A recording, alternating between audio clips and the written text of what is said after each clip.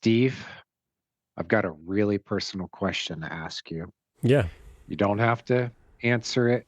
I realize this is a sensitive subject for some people, but there are a lot of people having some wild dreams and wild experiences, and I want to know if this has happened to you. Are you ready? Yes, sir. Have you ever been abducted by aliens? Man, I have had several interesting dreams, and I woke up with my butt hurting.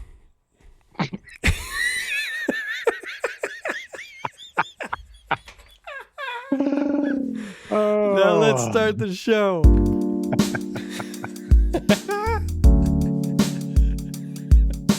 Our modern Western culture places little to no value on the power of our nightly dreams to inspire, shift, and reorganize our lives. This podcast demands a deep reconsideration of the role our dreams play on our path to a more vital and meaningful life. The following is living proof of the life-affirming power of dreams to effect change and redirect the trajectory of our inner and outer lives. These are the dreams that shape us. Dreams that shape us.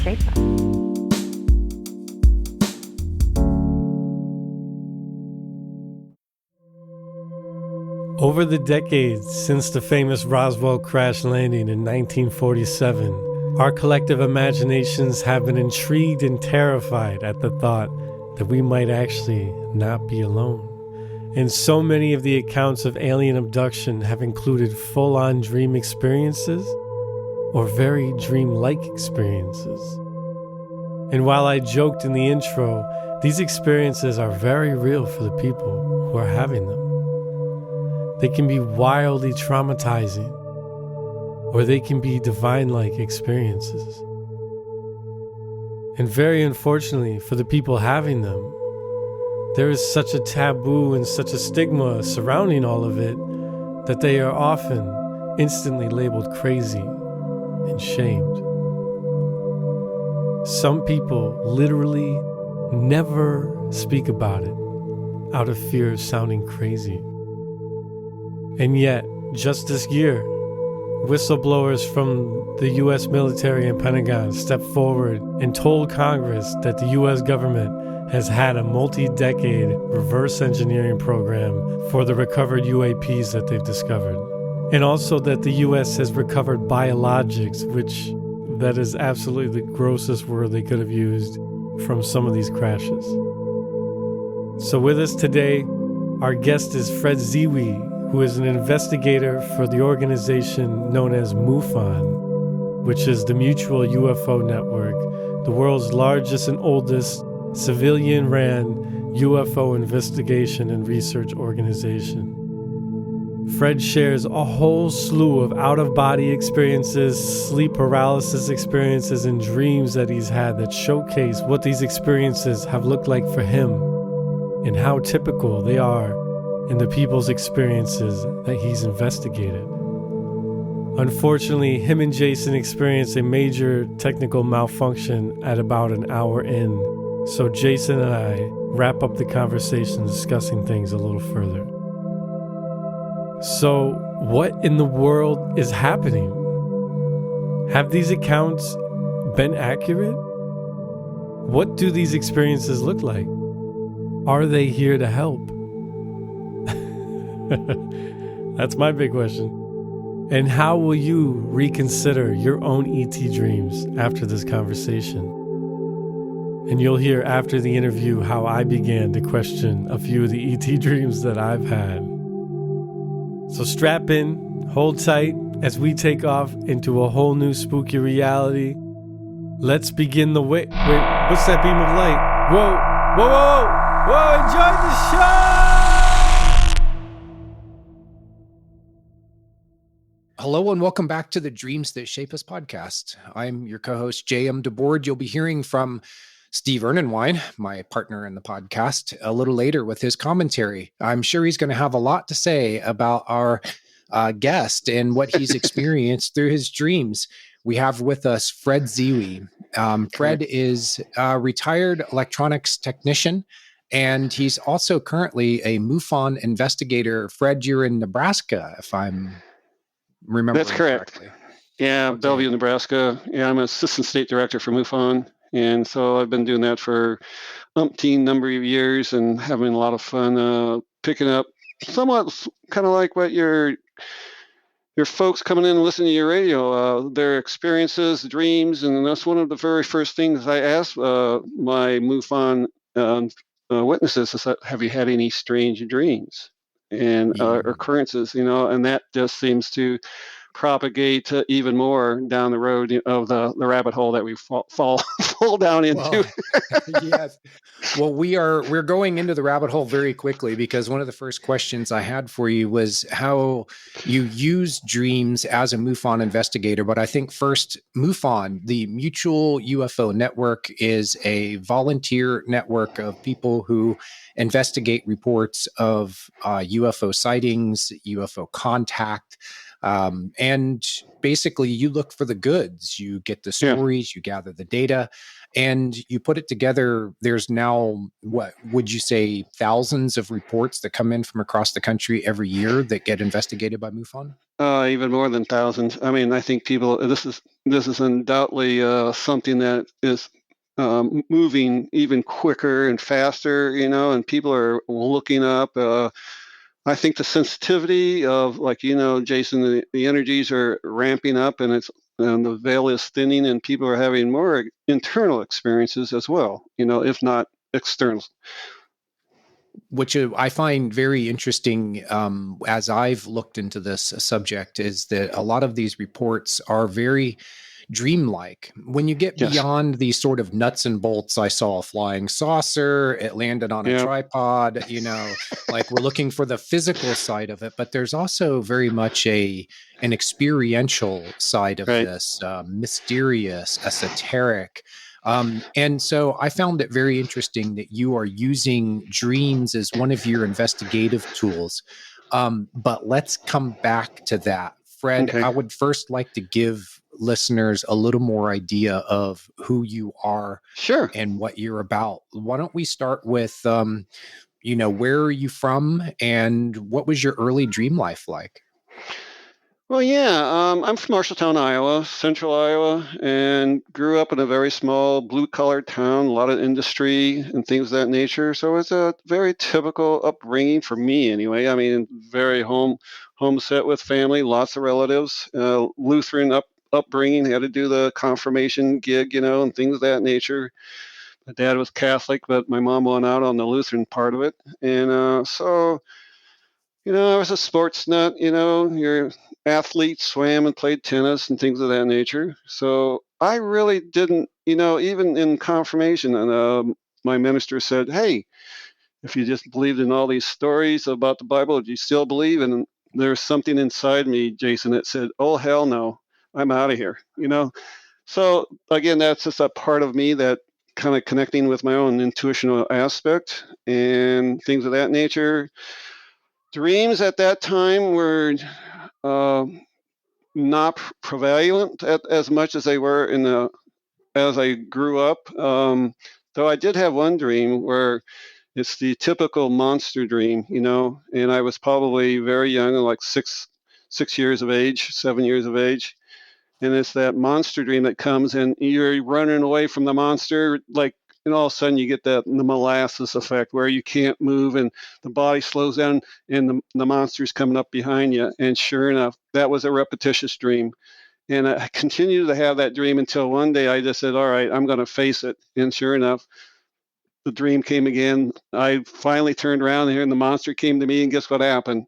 The monster killed me, and I'm like, yeah. So again, in dream interpretation, again, once you get killed, it's just a change that takes place. It's a change, it's a death of, and I could almost think of it that, oh, well, what do? We live out of the subconscious as a child.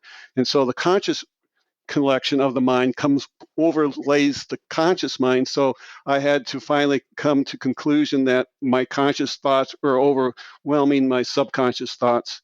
And so of that construct, or it could have been the time when I hit my head on a curb and had a fractured skull, and maybe that might have been a premonition that something of that was going to happen. So I Well, have it no idea. sounds like it was a harbinger of change. Yes, It's an announcement that childhood is over because you right, faced the monster, which for one is a more adult, kind of heroic thing to do. right, So that was a exactly, change. But then the monster actually ends up killing you in the dream, right. which is a way of Again, saying that it's killing off the child consciousness and it's right, allowing room for a deeper consciousness to emerge, which correct, I'm guessing based on your history, what I know about you is that you set off from there into exploring the deeper waters. You have found that you had something inside of you that was calling for fulfillment, and it led you to go to places where you could learn more about deeper spiritual right, practices and truths. About how old were you when you set off on that journey? I know you graduated from college, you started working for the railroad, right. and it seemed that you reached the crossroads. So what happened from there, Fred? There was an individual when you just mentioned that. It was a friend of mine, and he talked about the Maharishi University down in Fairfield, Iowa, and I'm like, "What are you talking about?" And like, and I'm meditation and higher states of consciousness. I'm like, what? What are you talking about? I had no clue about that. And of course, some of my other workmates coming up and then like, hush, hush, hush, don't talk about this stuff. This is crazy stuff. You know. Yeah, yeah. But Especially so to that someone was from that. a Lutheran background is very conventional, and then here you are butting up against something that's Right. very outside of your wheelhouse, outside of your experience, and it was already starting to call to you something Yeah, about I it. mean, I found it very fascinating. I mean, at that point, I was like, God, I was like, I didn't want to look stupid. I didn't look crazy, like, don't tell these guys that we're talking about this, So I was kind of foreboding a little bit on that, but then again, crossroads coming forward, met a relationship, everything just fell in synchronicity from that point on, Jason. That I ran into this girlfriend and fell deeply in love with her. Synchronicity just played out tremendously in meeting this woman, and in that front, I was sitting in my apartment. She went to work that Saturday morning, and all of a sudden I get this feeling that, oh, the phone's going to ring. There's something I need to know. And through my 4 years of college, I knew there was something I needed to know, but I didn't know what it was. I just knew, and I go, this is it. And and within 15 seconds, the phone rang. I picked it up, and it's my girlfriend, Gail.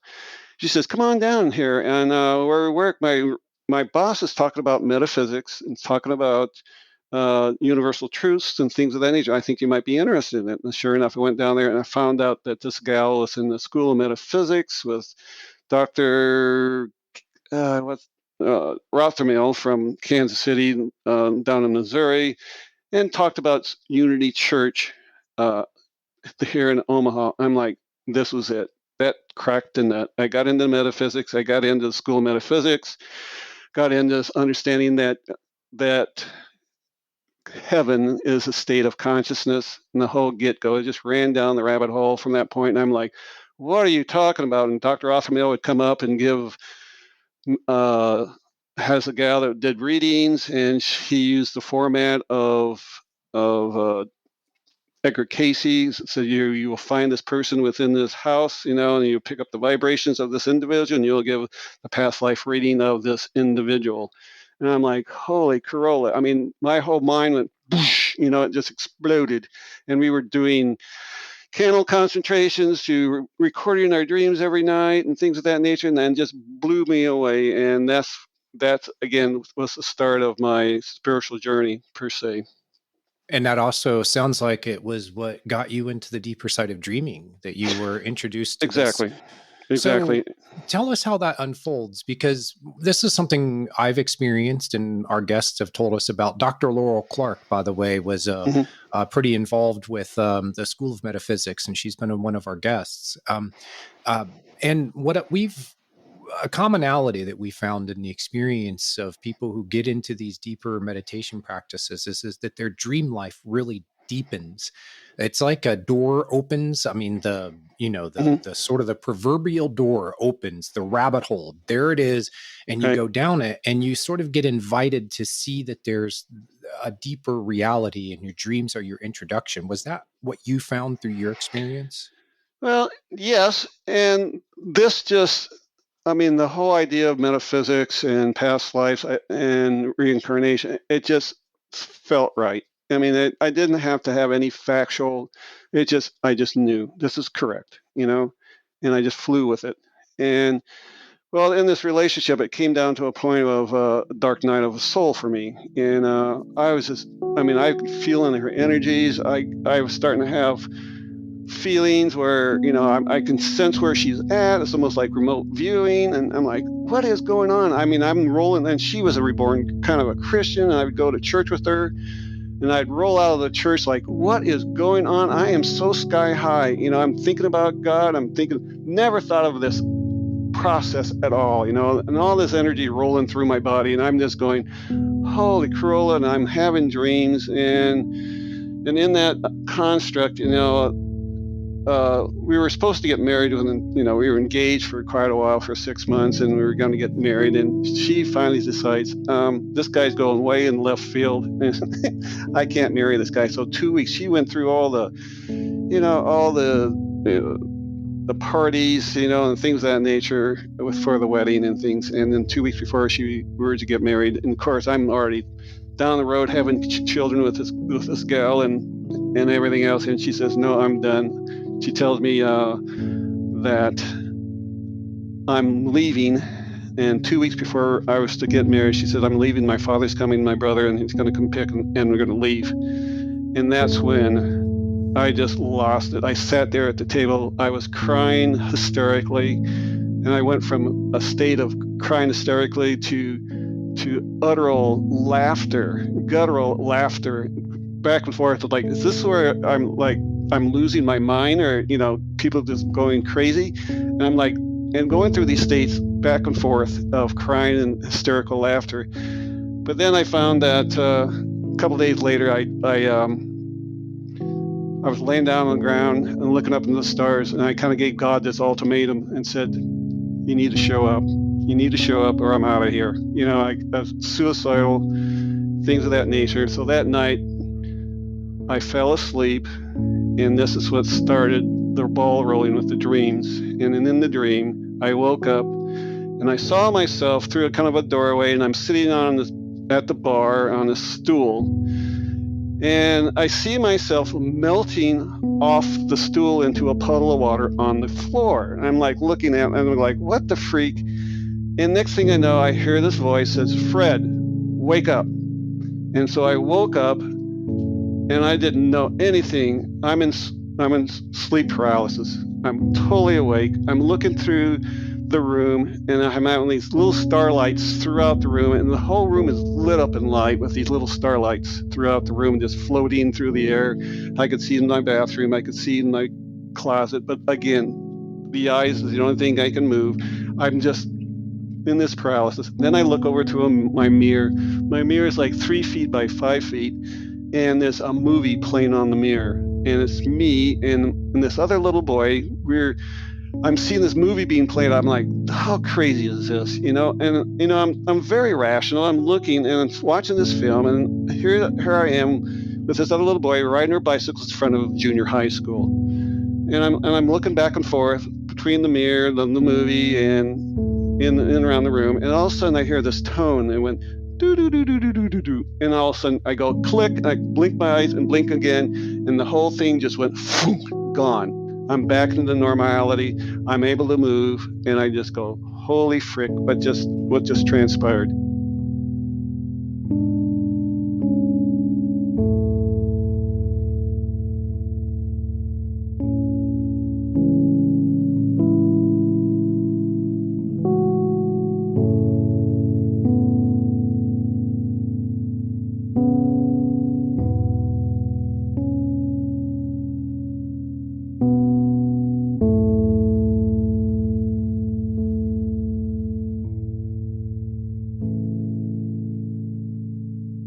again, looking at the dream and looking at the metaphors there. Like I'm at a neophyte level. I'm working with some young man or some young understanding riding our bicycles. Our bicycles are a path of direction, but I'm at a junior high level. I'm at a neophyte level. And so that's basically the meaning I got from the dream. And the stars is this like open source of just source energy of the universe and things of that nature. But the funny thing is, every Wednesday night for the next probably 3 to 4 weeks, I would have another dream just like I just had. And it would again propel me out into this paralysis. And then again, one time I just lifted right out of my body, and where I saw my legs, my astral legs come out of the sheets. And of course, that freaked me out, and I slammed back in the body, things of that nature. So that was the start. That was the Hello. Yeah. waking up. And again, Fred, wake up is the censure right there. When did I wake up? Well, that was it. Yeah. Yeah. And it seems that sleep paralysis seems to be sort of a gateway state for people, because Right. so sleep paralysis is when your body is asleep, but your mind wakes up. You oftentimes have the dreaming function of the mind is still running. So you get an overlay. You can open your eyes, see what's going on in your bedroom, but you get an overlay of dream content. And of course, Correct. that runs the spectrum, from mundane. There could be slight alterations to your normal environment. You look over and Correct. like, wait a minute, the door is, on the other wall or something, all the way up through experiences where you have entities in the room with you. The Correct. ceiling opens up and you can look out into the universe, things along those lines. So it sounds like your sleep paralysis was a gateway state for you to get into some of these deeper experiences. So I know that you continued having these sleep paralysis experiences, and describe what that's like, kind of levitating out of the bed, looking down, seeing yourself asleep, realizing you're in your astral body. What is Right. that like, and how did you adjust to it so that you could just roll with it rather than like your first time where you look and go, oh, no, we're going back into this body. We are not letting go yet.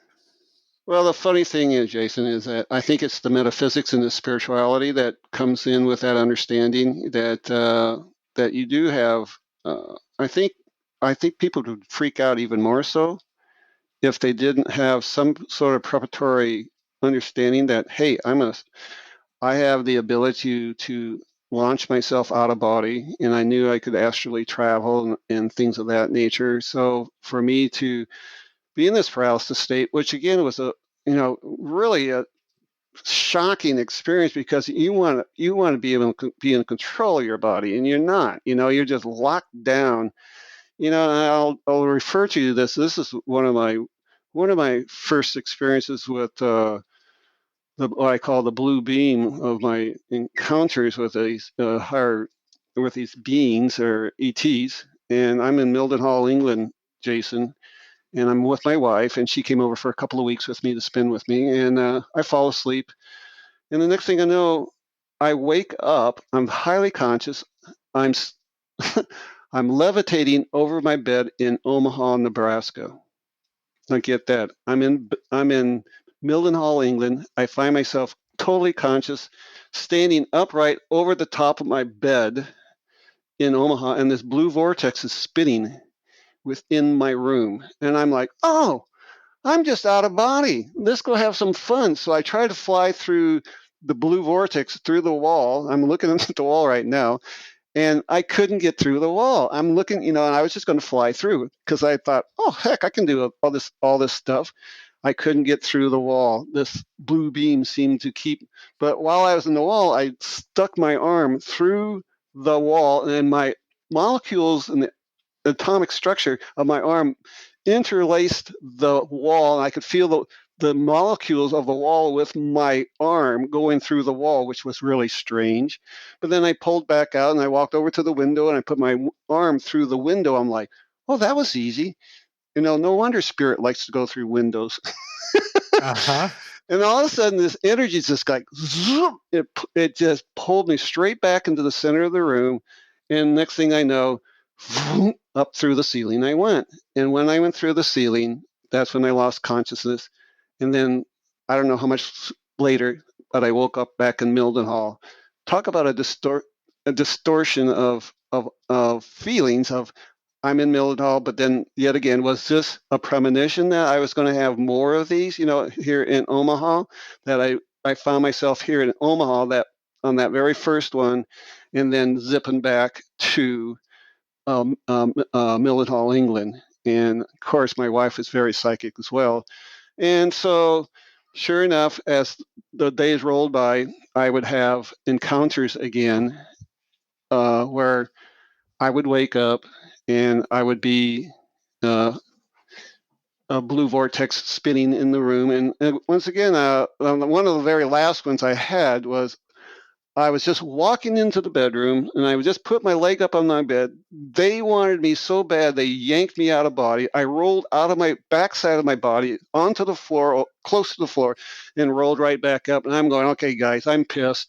I am super pissed. You're yanking me, you're taking me, and I'm losing consciousness. So I just kind of folded my arms and I just sat there, and then I just saw the blue beam spinning quicker and faster, and then whoosh, up through the ceiling I went, and again I woke back up sometime later. So that's some of those. You used a pronoun there that you're going to have to explain. You said they want you, and you referred to them as okay guys, like you're addressing them as if there's.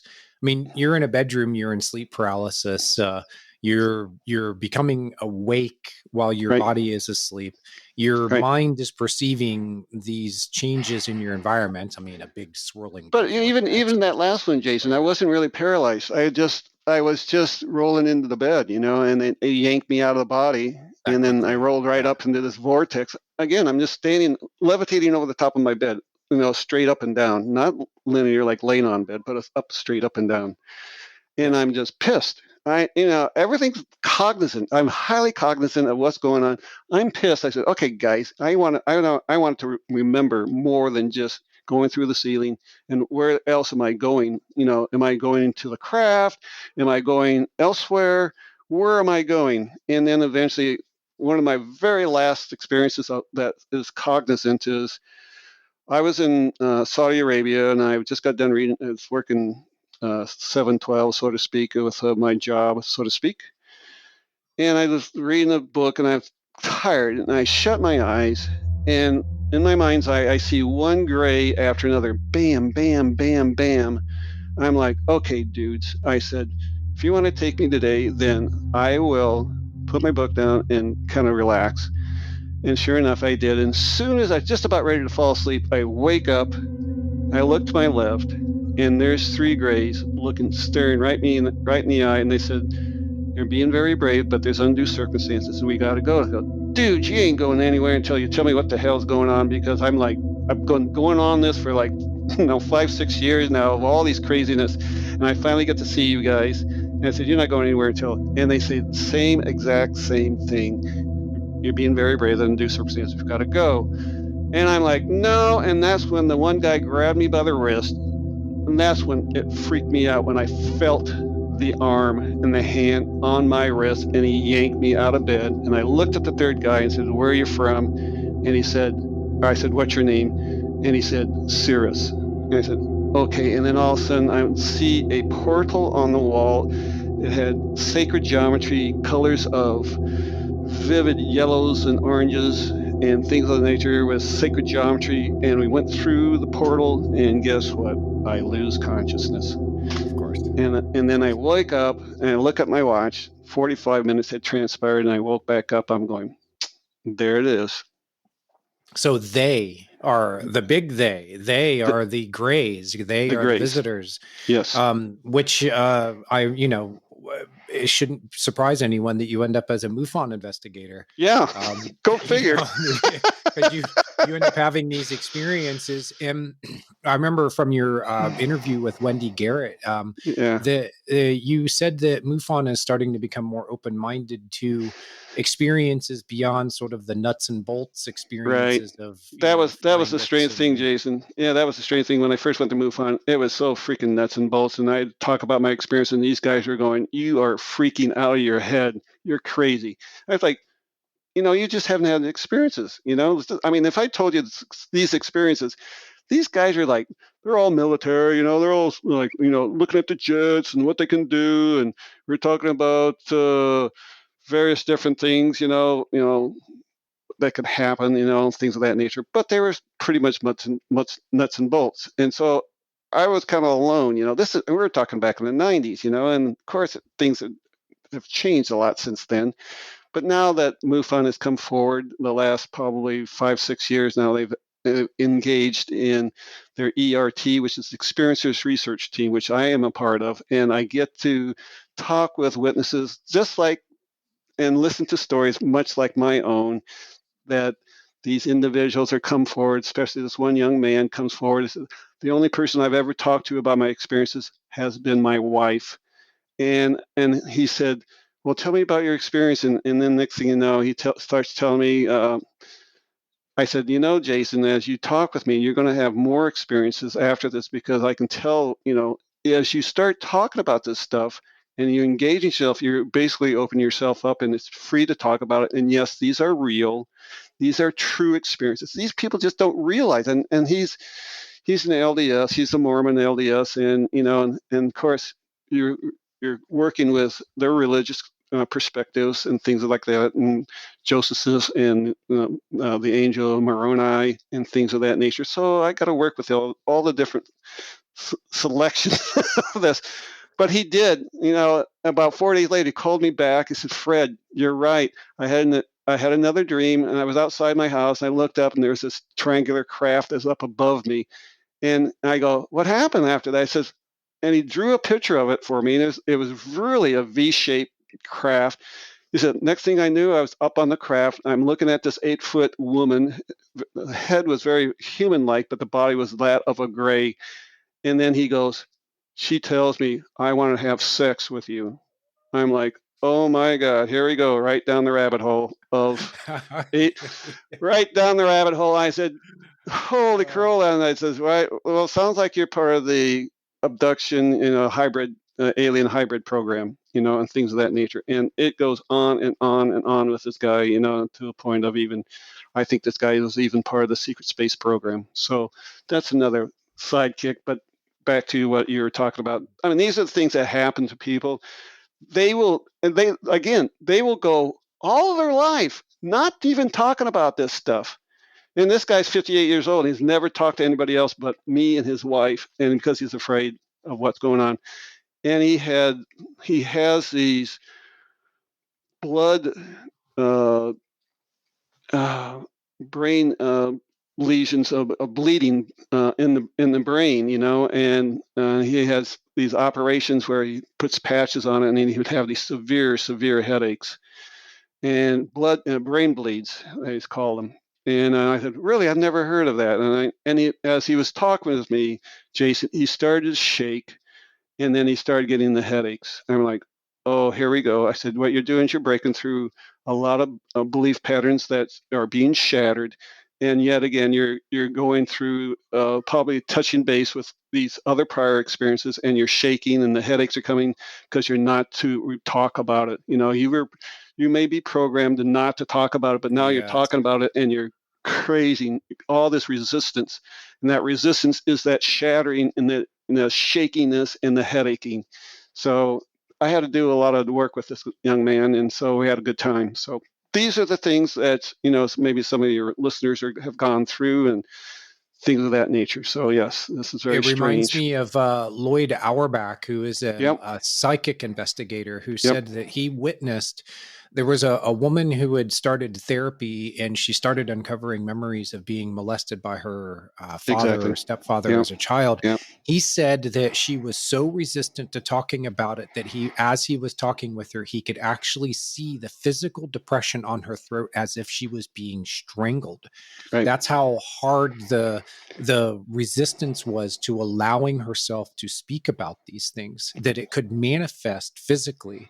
So if we look at that as being sort of a spectrum of experience, what you're also seeing is that there are people who, when they have difficulty talking about some of their, you know, shall we say, ET contact experiences, they have to overcome, there could be a physical side of Sure. this, where the resistance can be so strong, especially someone who grows up like LDS.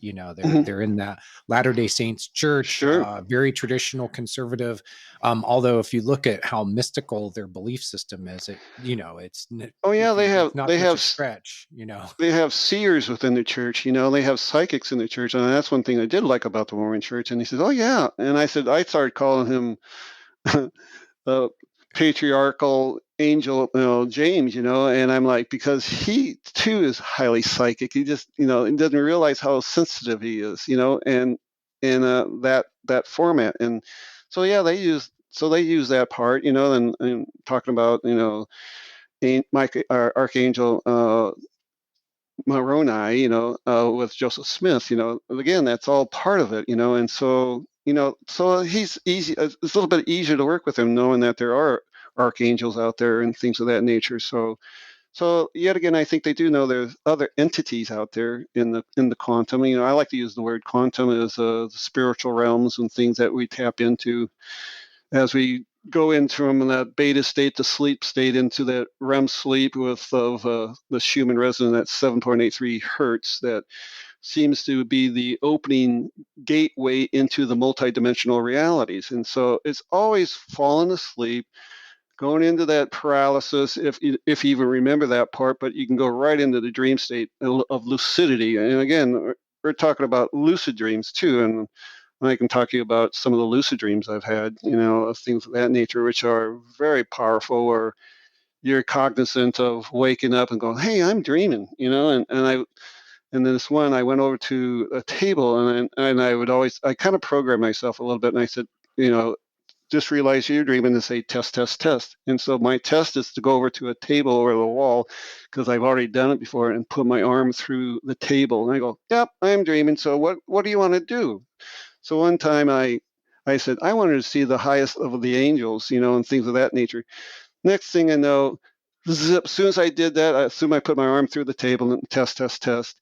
I found myself just shooting up, and all of a sudden I'm feeling it electrified. This energy is just,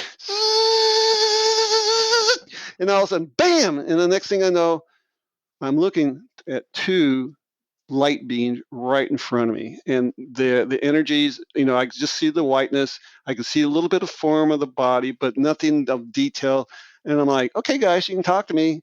And next thing you know, I wake up just like that, bam. And I said, "Well, light beings, they don't need to talk. They'll just download you with the information that they need." And so I said I was fine with that. So just one of those. It seems that the point of this is that you're being introduced to, let's just say, higher states of consciousness. Hi. Yes. And so do you think that these grays that you've experienced in this realm are kind of on a spectrum, the same with, angels and spiritual gurus and other beings that you can encounter when you're in this altered state of consciousness? It seems like the grays are just a form that's taken that is something that the mind can sort of wrap itself around, as strange as that might sound. Do you think that this seems like it's a training ground, that you're being introduced to a reality that exists, but most people aren't even aware of it? You can look at it that way, but still too, the grays, are they corporeal? Are they actually physically real? And do they have the technology to just manifest physically? And I'm getting to construct, okay, here's an experience I had, which again explains some different scenarios. My wife and I are up in stairs, and we just got done watching a movie, and we walked upstairs in the bedroom. We were chit-chatting about the movie, while we're sitting there laying in bed. And I'm looking over and talking to her, and all of a sudden I hear the front door open. I'm like, huh? And I hear footsteps coming up the stairs. And I turned to my wife, Mary, and I said, "Hey, do you hear that?" And she goes, "Yeah." And all of a sudden the hallway just lit up in light. And I still hear another series of footsteps coming up, another series of steps in our hallway. And all of a sudden there's this big flash, whoosh, big flash of light. And I'm going, whoa. And all of a sudden I felt instantaneously, I go into a paralysis, and I look, over to the doorway, and I see 3 grays walking through the doorway, and guess what? I lose consciousness. And that was another one of those scenarios where there is that flash is the technology which opens the portal, which allows these beings to come in, and I'm pretty sure that's the envelope by which they appear, and they have that technology which they can be physical, highly physical, and in as much as the last one I told you about them coming over and reaching and grabbing for my arm and feeling the arm and the tension being yanked, and again, the one saying he's from, the name was Cirrus, but actually I felt like they were from, they didn't really have names. That's where they were from, the star system of Cirrus. So did your wife experience it too? Yes, you know what? I really don't remember what she remembered of the dream, but there was another time where we had another experience, and one was a healing incident, and she was kind of picking a fight with me that one night. I'm like, "Why are you being so aggressive and argumentative with me?" And she says, "Well, they want me to go into the other bedroom." I'm like, "What are you talking about?" They want me to go sleep in the other bedroom. I said, "Is that what you want to do?" She goes, "No." So we go upstairs and we fall asleep. I lay down and I'm completely okay, and I fall asleep, and the next thing I wake up and she's missing. So I said, "Well, she went to the other room," and I said, "Well, that's where she needs to be good to go." And so I fell back asleep, and all of a sudden I hear this, "Fred, Fred, Fred!" Just screaming, and I'm like, I try to get up, I'm in paralysis, and all of a sudden it's almost like a light switch was thrown, and like that quick click, my body, I'm out of paralysis. I get up, I walk over into the other bedroom, and I said, "Did they come?" They go, she said, "Yes." And I said, "What happened?" She says, "Well, they put a pillow over my face." I said, "Why did they do that for?" And I said, "I did ask them that," she said. And they said, "If you saw us, you would rebuke us." I'm like, "Oh, so they must have been pretty ugly, And Like she would, rebuking Satan kind of thing. People turn rebuking very in religious. yeah, and that's the word that they used, in the sense that you would be mortified, and reject them. And I said, what happened? I said, well, I could feel like they used their arm or some sort of technology, and I could feel this wave go across my body. And each time I did, the energy just increased in my body. And each time they did that, I said, I felt like a purging of dross or energies within the body. And as they continued, I felt higher and higher and higher frequencies. I said, oh, okay. So basically, I was in paralysis because I was not supposed to mess with them. So they strapped me down in paralysis until it was over, until they were done. And once they left, and then they threw the switch, and I was able to get up and go over and speak with her. So that was one of those other scenarios. You would think that they would know enough about human culture to know that the pillow over the face is a classic, you're about to die move, and that you're gonna, trigger somebody's fight or flight response by doing that, or that they would take a form that would be more pleasant a different see. screen memory, as an angel, right? Something like that. Yeah. Very now, true. This gets us, Fred, for one, it takes us back to where we started, which is that you've been using your dreams, your experiences with these types of dreams, call them contact dreams. Right. You now recognize when you're talking with someone as a MUFON investigator and they start describing something similar, and you start asking them about their dreams. Is this why? Yeah, and it is. It is. I asked him, ever had sleep paralysis before, or you had any strange dreams that you felt like you were elsewhere, or things of that nature? And yeah, those are types of, those are the kind of like the trigger points, the triggers or markers that we use with MUFON. Have you had sleep paralysis? Have you had various different feelings of such? But more or less, I think it just starts with the dreams. I said, well, tell me about your dreams, or your experience, and what happened during your experience. And I just got done talking with one of our MUFON investigators, one of our new ones, and he told me about the sighting that he saw. He saw a triangular craft when he was like in fifth or sixth grade, and this triangular craft came right over him, and I said, well, what happened? And he says, I don't know. You know what, Fred? That's funny. I don't remember going back into the house. I'm like, oh. You don't remember going back in the house? No. He said, earlier I ran in the house and my mom and dad weren't there. And I said, what time was it at night? He said, 9:00. I said, well, your parents ought to be in there. Yeah. I ran in the house screaming like, hey, there's a UFO outside and I can't, and they weren't there. And I said, it might have been a whole screen memory. The craft can be a screen memory, which is a mask. It's a projection to him, and things of that nature. And he ran back outside and he just watched this craft and he said, I just felt elated, and this and that.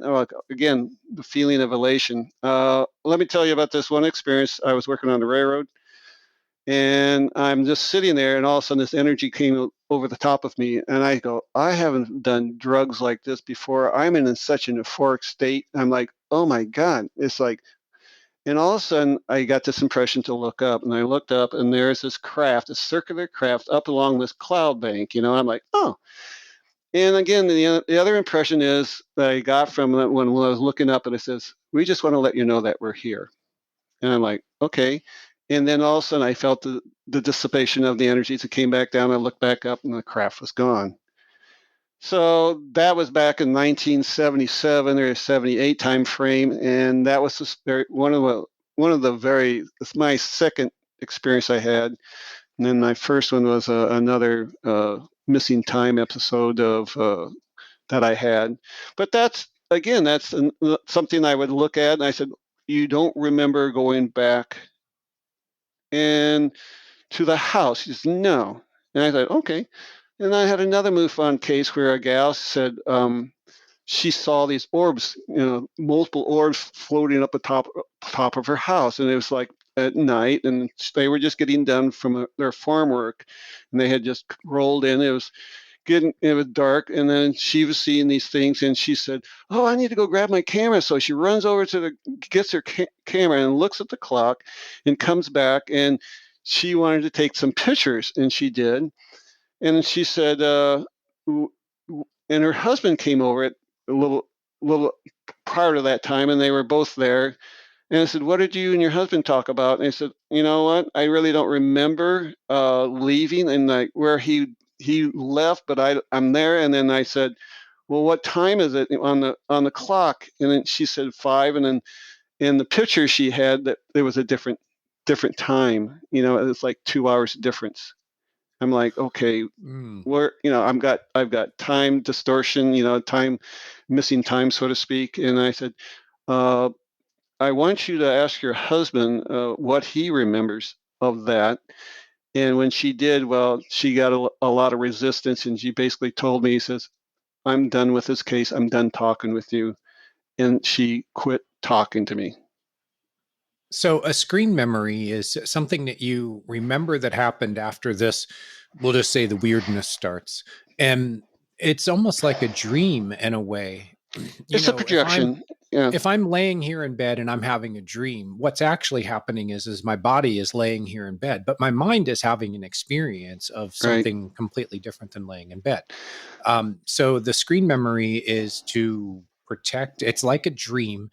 And it fills in the missing time for them because there's actually something else going on. Are they being taken up onto the craft? Are they being, probed? Are they being experimented on? What's going on when? All three of those. Okay. Yeah. Well, again, here's a dream that I had, and I'll start with it with all this. I had this repetitious dream where I went to Iowa State and I found myself on the top floor of this building, the Marsden building. And I felt like I was in a higher educational programming, beyond the BS degree. And I'm like, okay, I'm here. And then the classroom and there's really it's just kind of a whiteness about it. And I'm sitting in the back row and this professor comes up and gives me this test. And I freak out. I'm like, I don't want to take no dang test right now. So I freak out. Well, this dream continued. I mean, there's repetition. I did it several times. And finally, I'm going, okay, the dreams, evidently I need to know something, because it's a repetitious dream. What is it? What am I being tested on, and things of that nature. And it's at a high level, a high educational level. I said, I don't know what this is. So eventually I looked at it. I don't know what they're talking about. So I said, next time I have it, I'll ask the professor if I have to take the test now. Sure enough, I had the test again. And sure enough, the professor walks up. I didn't freak out this time. And I said, do I have to take the test now? And the professor says, no, but you will have to take the test sometime. And I go, oh, okay. And I woke up. So I said, okay, I've got to take the test sometime. So that's free will whenever I wish to do it. It's like a resistance. And that's when I'd gone through Siddha Yoga and all this meditation. I've been in Okinawa. I went through Sai Baba and all the dreams I had with Sai Baba and things of that nature. And I'm coming back, and because when I was in Okinawa, the Japanese liked the King Kong movies, and they liked the aliens and things like that. And then they would say, "Oh, let's go to the UFO symposium." I'm like, "What does aliens have to do with my spirituality?" Nothing. I said, I'm on a tilt. And after that relationship breakup, I was ecstatic. I just wanted to sit with the gurus. I just wanted to sit there and meditate. I just wanted to be one with them. My job and everything was superfluous. It did not have any meaning to me. I just wanted to be graced by the guru and having higher states of consciousness. Sure enough, I go, it's got to be with the aliens. So sure enough, I picked up this book and I read it. And about a day later, after I had read the book, I have a dream where I graduated from the university. Not only did I pass the test, I graduated from the university. So that was the start of my take of aliens. And then from that point, then I had another dream, Jason, and that went into I'm looking down into this valley. I'm in this dream. I'm looking down in the valley. I see all these little villages down below. I can see the lights. It's dark. It's nighttime, and it's dark. And then I can see the lights from the villages. And from the left, here comes a whole fleet of UFOs flying in. There's circular craft, there's triangular craft, there's motherships, there's scout ships, and they all come flooding in, and they all stop, and this blue beam comes down from the craft, and I'm going, look, and all of a sudden I see these people being levitated up by the blue beam into the craft. Boom, boom, boom. And I'm like, people, look. I'm screaming this. And guess what? A blue beam comes over the top of me, and sure enough, I get levitated up, and I wake up. And I'm like, is this past, present, or future? Well, it's all three. And as I told you, and then all of a sudden, the next thing I do, what I have is these blue beam experiences. So this dream was foretelling me of the abductions that I was having and all the other people are having. And so that from the dream of the professor to the graduation to the dreams of the craft, I'm seeing the blue beams, and then the blue beam coming down over me, and now to the actual physical experiences of the blue beam within the bedrooms. Wow. Yeah. Fred, this is more common than what most people realize. People are having these experiences Sure. in the university setting. And when I say university, it's like the universe is creating an environment for people to come together in a sort of dream / astral experience. And then they learn things. Most of it they don't remember when they wake up, but they know that there was something really deep and profound, these esoteric, taking them into the mysteries. And then they start having these other experiences like what you described, where they wake up with entities in the room with them. They have dreams that mix. There's a physical experience of the dream. Like sometimes people are missing from their beds. Like, hey, I went upstairs, I went to sleep, I went to bed, I had this dream that I was in this other place, and someone came into the room and said, well, you weren't in the bed at the time, so where were you?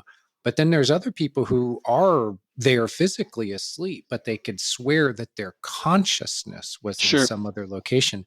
What is your take on that, Fred? Are we trying? People will want answers to, well, was it a physical experience? Was it a metaphysical experience? Was it a spiritual experience? You put it into a box for me. But are you finding that those definitions don't fit, or are you finding that you can actually classify and categorize these experiences and come up with evidence that says, like, some kind of physical evidence that this is really happening to these people and to yourself? Well, the thing is, we have to come to realize that we live in a multidimensional reality, and the quantum reality is a part of the physical reality. And we're just becoming aware of it. We're in such denial of this construct, Jason, that we don't look at our dreams. And we've always been told as children, oh, they're just a dream. There's nothing to worry about. Just forget about it, And this is the missing point, is that we really need as a child. And I kind of see that, we should be brought up with this in tow, that we should be taught that we do live in a different reality, and these other multidimensional realities do exist, and they're very, very real. That's the problem, is that most people freak out. They've watched too many horror movies and things, and they just like repress. And if something needs to come forward, the subconscious will, your higher self will try to mitigate and put in things, and that's where the screen memories come in. It even works with the idea of past lives and future lives and premonitions and things of that nature. This is very, very real, and we have to just learn, kind of grow spiritually, in the sense that there's more to life than just physical reality.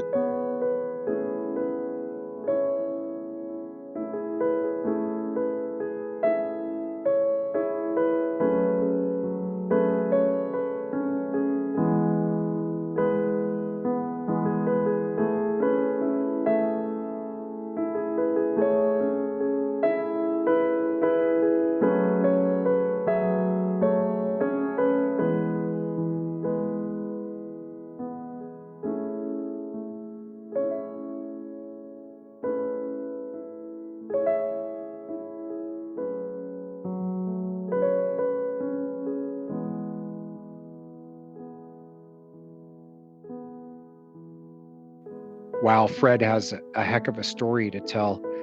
And unfortunately, the end of the interview got really hackneyed. The audio started dropping out. Who knows, maybe the aliens were running some kind of interference. But we got, at the end there, Fred was going into some of his experiences of his dreams that he said were more real than real. Times that he woke up in his bedroom and things looked like the normal world that he knows, the bedroom that he sleeps in.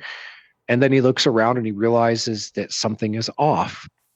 And he realizes he's still dreaming. We wanted to talk a little bit more about that. And then, since we don't have the rest of the interview with Fred, I wanted to get into with Steve his experience. Now, we teased you at the beginning of this. Steve has had dreams that he considered to be something, well, you won't call it visitation, but they definitely have two elements that we've talked about in this interview. One is the dreams that are more real than real. And second, well, aliens. So, Steve, we teased the audience that you've had dreams like this. Yeah, man. Oh, now I got to come up with the goods. Now it's time to deliver the goods. There are many people who are having these dreams, for one. You can look back in the history books. People have been visited by things in their sleep that were so real. Back in the day, they used to say it was like witches and demons and succubi and incubus and things like this. There was a whole folklore surrounding the idea that you could be visited by things in your sleep. And they used to interpret it as spiritual, sometimes demonic, sometimes angelic. And then we get into modern times when the sort of the mythology of aliens and UFOs really penetrated into the culture, and you started seeing a lot more people reporting those types of experiences. Now, what did you experience? So it was like a really mixed bag. Like right after my big spiritual awakening happened, which would have been like the very end of 2008 going into 2009. So from like 2009 to like 2011, that was pretty much the heyday of like my spiritual honeymoon phase, and had really hardcore dreams. Just like for a couple years, they were just way heightened and, super spiritual. They're like, I don't know how to explain it other than the fact that I was in like this very honeymoon phase where like my eyes were just like starry and wide and, I don't know. So I had a slew of dreams. I was able to find like at least a good 4 of them that were like hardcore, like alien dreams where I met aliens. There was craft. There was all kinds of like weird information about like the next leap on human evolution. Like there was like a lot of like, yeah, there was a lot of like very interesting little pieces to it that, who knows if these were real encounters. They felt very real, like a little bit different than most of my like regular dreams would feel in intensity and in vividness. And I don't know if that's just because aliens have always been kind of terrifying to me, that maybe it heightened the vividness of those dreams. Sometimes I wonder if they were merely psychological and I was just being confronted with shadow material that it was like me integrating shadow, because I'll tell you a couple of them and you'll see like there's like a way that I like connect with them in a way that possibly might be like some kind of shadow integration, or it's I got fucking visited by aliens. I don't know, like I don't know how to feel about it. Like in those days, like I was like hardcore. Not that I thought I was visited, but I was like really interested in extraterrestrials. Like a lot of like new age bros who like wake up. I kind of cringe thinking about some of that shit now. Back in the day, after like this was before like I had my plunge into the shadow, and I got called on so much of that new agey stuff that when I look back at some of these journals, it's like, oh, the new Earth is coming, and like I really cringe about that kind of stuff now. Like the other day on Instagram, I found out that there's like a whole new army of people out there that are like really into 5D Earth and like Ascension and all that stuff. And I thought like nobody cared about Ascension anymore. I thought that was like after 2012, like everyone was just like, oh, I guess that's not going to happen. Or at least like the way everybody was hyping it up. I don't know if you remember that when 2012 was ramping up, everyone thought that was going to be the big Ascension day. Oh, dude, I was there for 2012. I was there for Y2K. Yeah, dude. And there's some people who would say that there will always be a new generation of suckers who get pulled into, these ideas. What I've noticed is that this does seem to be kind of like when you're wearing your diapers in your spiritual journey and you've just woken up, what engages you in your dreams is definitely real.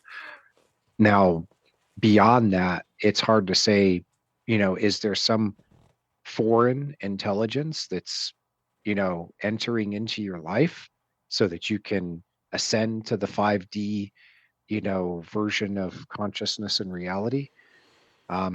Or is this just something that's sort of a bump on the road that a lot of people experience in their spiritual journey? Can you give us some enlightenment from your end on that? Well, like, so a lot of that like was really lifting me up so that I would fly so high that when I fell, I would fall so hard that I had to look at my shadow. For like 3 years leading up, because my shadow journey actually started on the winter solstice of 2012. And I had so many dreams for like 3 years leading up to that date, which everybody was looking at like that's the date of all days. I kept having these dreams that were like, oh, the shift is going to happen. The shift is going to happen. And I'm like, oh my God, this shift is fucking going to happen. Like my dreams are telling me it's going to happen. So it's totally going to happen. And I had so many like I said, like so many like really heightened, really intense dreams within those couple of years. And they truly made me spiral and get such a big head that I was like really enlightened, and I was going to be one of the motherfuckers that goes to the new earth. That's why it makes me cringe so hard, because the height of it was so high. And then the fall was so damn fucking far that like, oh man. So the shift did happen, because the shift was really what it was forecasting was my plunge into the underworld and into not just shadow work, but like a full on shadow journey, like my trek through the underworld. And so the shift did happen. And part of like the way it happened was I had to get pissed off. And the thing that broke my heart about it at first, when it first happened, was that I felt like I couldn't trust my dreams. I'm like, why did you big me up for 3 years to drop me on my ass and have nothing happen?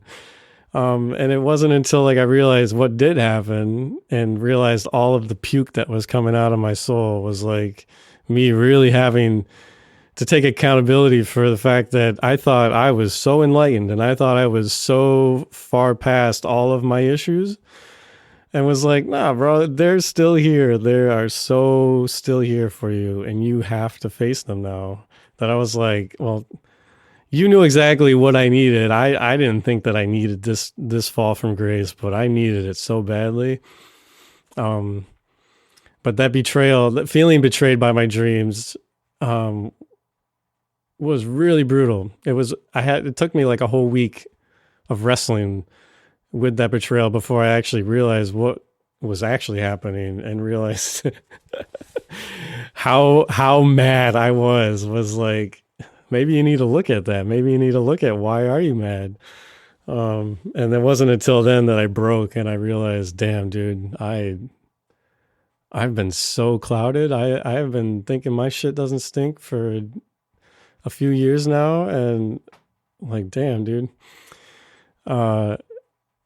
So my whole feeling on 5D Earth and all that kind of stuff now is like, I see so much of myself in so many of those people that I'm like, man, I really hope that you have your fall from grace, because if you don't, I just have a really bad feeling you're gonna have a fucking massive psychosis, dude. Like, if your ego doesn't shatter at some point here, like, you're going to be one of these unfortunate new age guys or girls that I've seen that just completely spiral off the deep end. So I don't know. Yeah. And they start having I their do own... believe that there is a shift happening in this world. I absolutely do believe that. I think it's a lot slower than people think. Like some of these channeled messages you hear on YouTube from these new age people talking about this, they're like, oh, I think like 55% of the collective is now on board with love and light. And I'm like, bro, that is absolutely not true. I don't know how much weed you've been smoking, but that's not what I see in the world. It's slower than that. And I feel like we are heading towards a huge rite of passage on this planet. Like, it's so clear with all of the environmental chaos going on, with just the political mess we're in, just social distress that we're in. Like, there is a serious rite of passage that this earth is facing right now, and I totally believe that. But I don't think anything from outside of us is going to save ourselves. So whatever this rite of passage is, and what people really need to understand about rite of passage is there's no definite that you're going to survive it. Like, for it to be a true rite of passage, there's no guarantee that humanity is going to survive this. And I feel like that's why so much of our spiritual warriors are being called to service right now. Like we have to be like doing our work like right now, because if we're not going to do the work to come together as a race, like, we're going to die. Famine's going to hit, nuclear holocaust is going to hit, whatever the hell is going to happen. And not everyone's going to make it. It sucks, but I don't know. I don't know. So if that's the new earth, I don't think like it's going to be this like spiritually harmonious like thing that we're all bestowed this beautiful like new harmonic. I think like we're going to have some really hard rebuilding to do, and hopefully the people who are here to rebuild it have some sense. That's so dark, dude. But I think it's more grounded than thinking that all of a sudden we're going to ascend into some magical world that like all of our problems are going to be handled. I don't know. That seems like way too optimistic. I don't know. But I would call myself more of a shadow worker than a love and light worker these days. So my perspective is definitely much more sober. So I hope I didn't just bum everybody out, but that's kind of my piece on it. So back to aliens. Okay. Oh man. So do you want to hear this one really interesting dream that I think if I had an encounter could possibly be this one? I don't know. Let's hear it.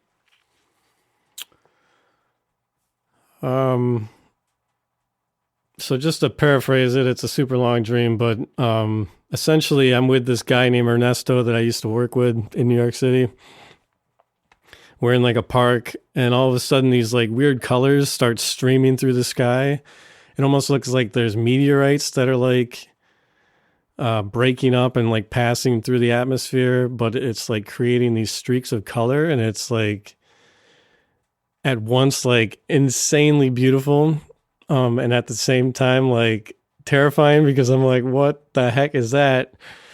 And this is the part where it's like, okay, well, it was this like lucid intention. This sight in the sky kind of makes me lucid. I'm not aware that I'm dreaming, but I have like full conscious faculty right now in the dream.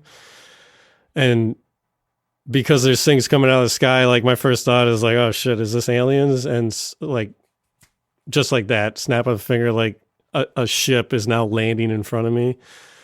And it's so intense. And I begin to flee, but I decide that I'm going to just stand my ground. And I force myself to stay and face my fear that I have surrounding it. And the ship lands, and almost immediately it morphs into like some kind of weird car that can drive. And I'm hiding behind this tree, just like peeking around it, looking at it, wanting to make sure that whoever's in this spaceship is cool. Before I'm just like, hey, what's up, guys? And I think I even like hold my hand out at one point to kind of try to feel the energy, and I don't feel anything bad from it. And like within a second, I'm like in the spaceship now. And yeah, so I'll just read this part. Since this is so long ago and I'm not remembering it perfectly. But it says, without a moment's notice, I found myself in the spaceship, sitting directly to the right of one of the ETs. They seemed to have a similar bodily form, except no clear defining features. They did have eyes, but that's pretty much all I can remember about them. I kept trying to ask them where they were from, but they didn't respond, nor did they seem to even acknowledge that I was trying to communicate with them.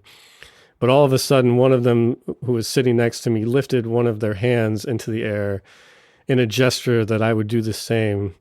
And I did, and I touched his hand, or her hand, or just its hand. And it felt almost similar to gel. Like it was like almost energy, but it was still plasma-y kind of. It was a really weird sensation. And when our hands met, there was this illumination that occurred around our hands as if some kind of like energetic connection was established. And there was like a telepathic communication also. I could feel the alien's feelings. I could feel his love. And it was understood that they could feel my love, vice versa. There was no actual exchange of thoughts, at least on my end. Like I couldn't hear anything that maybe they were thinking.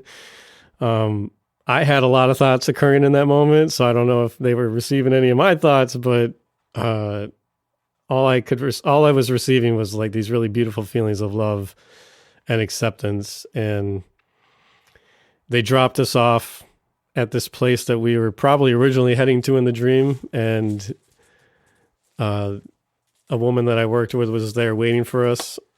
And she was pissed off that we were late. And I'm like, do you not notice that we're like being rolled up here in a spaceship? Well, that was pretty much that dream. I did have another dream where I was in my house, my kind of family home where I spent most of my teenage life. And we just felt this presence of a ship over the house. It just like felt like something was all of a sudden there. And we looked outside and it was hovering right across the street. And I got terrified and I went to run to make sure the doors were locked. And by the time I could get to one of the doors, one of the aliens was coming in, and they kind of looked like the grays that are typical. And I turned around to run and I grabbed Erica and we ran upstairs, and there were grays in that room, and we're like, fuck, oh shit. And as a last ditch effort to try to protect us, I did like these weird Reiki symbols. It was just like, we are here in peace. Please don't hurt us kind of thing. Like nothing, no weird vibes here. Don't hurt us. And like the scene shifts and we're all just kind of hanging out talking, and it felt like we were like long lost brothers and sisters. And this was the dream where like I asked them what they were doing here, and they pointed at something, and I can't remember exactly what it was. And in my notes, I state that I don't really know what exactly they pointed at. It was kind of one of those things where you woke up and you're like, what the heck was that? I don't even know how to explain that. But yeah, it seemed like it was suggesting that they were doing like checks on how humanity was progressing or something. So yeah, that is another one where I'm just like, okay, well, is that an encounter? It kind of sounds very similar to some of the stuff that Fred was saying.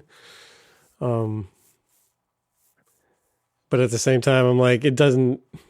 Maybe it felt more intense at the time, but like now being over a decade removed from that dream, like, I don't know if I can honestly say that I feel too intensely that was a visitation, but I don't know.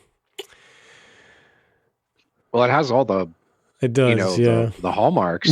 It really does. Yeah. And they were hyper vivid. They were very vivid, very almost lucid dreams.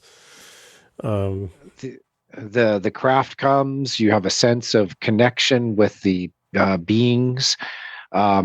Sometimes you're taken away to another place. Sometimes they just kind of come into your crib, and it's like, oh, we're here now, you're going to deal with us. There's a sense of looking out for humanity, trying to teach it something that's going to advance their consciousness. So, Steve, this gets into a whole. What you've experienced is similar to what a lot of people have reported. Some of those people say that it happened during a dream.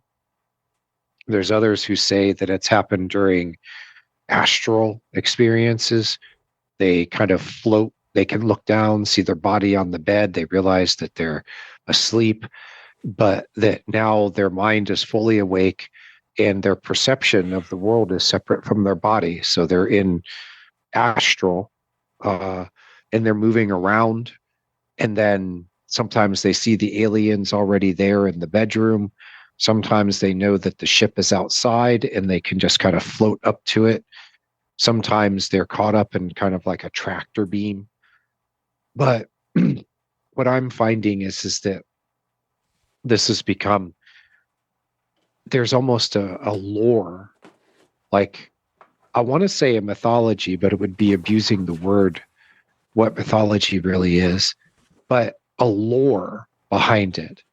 Like there are so many people who are reporting similar experiences.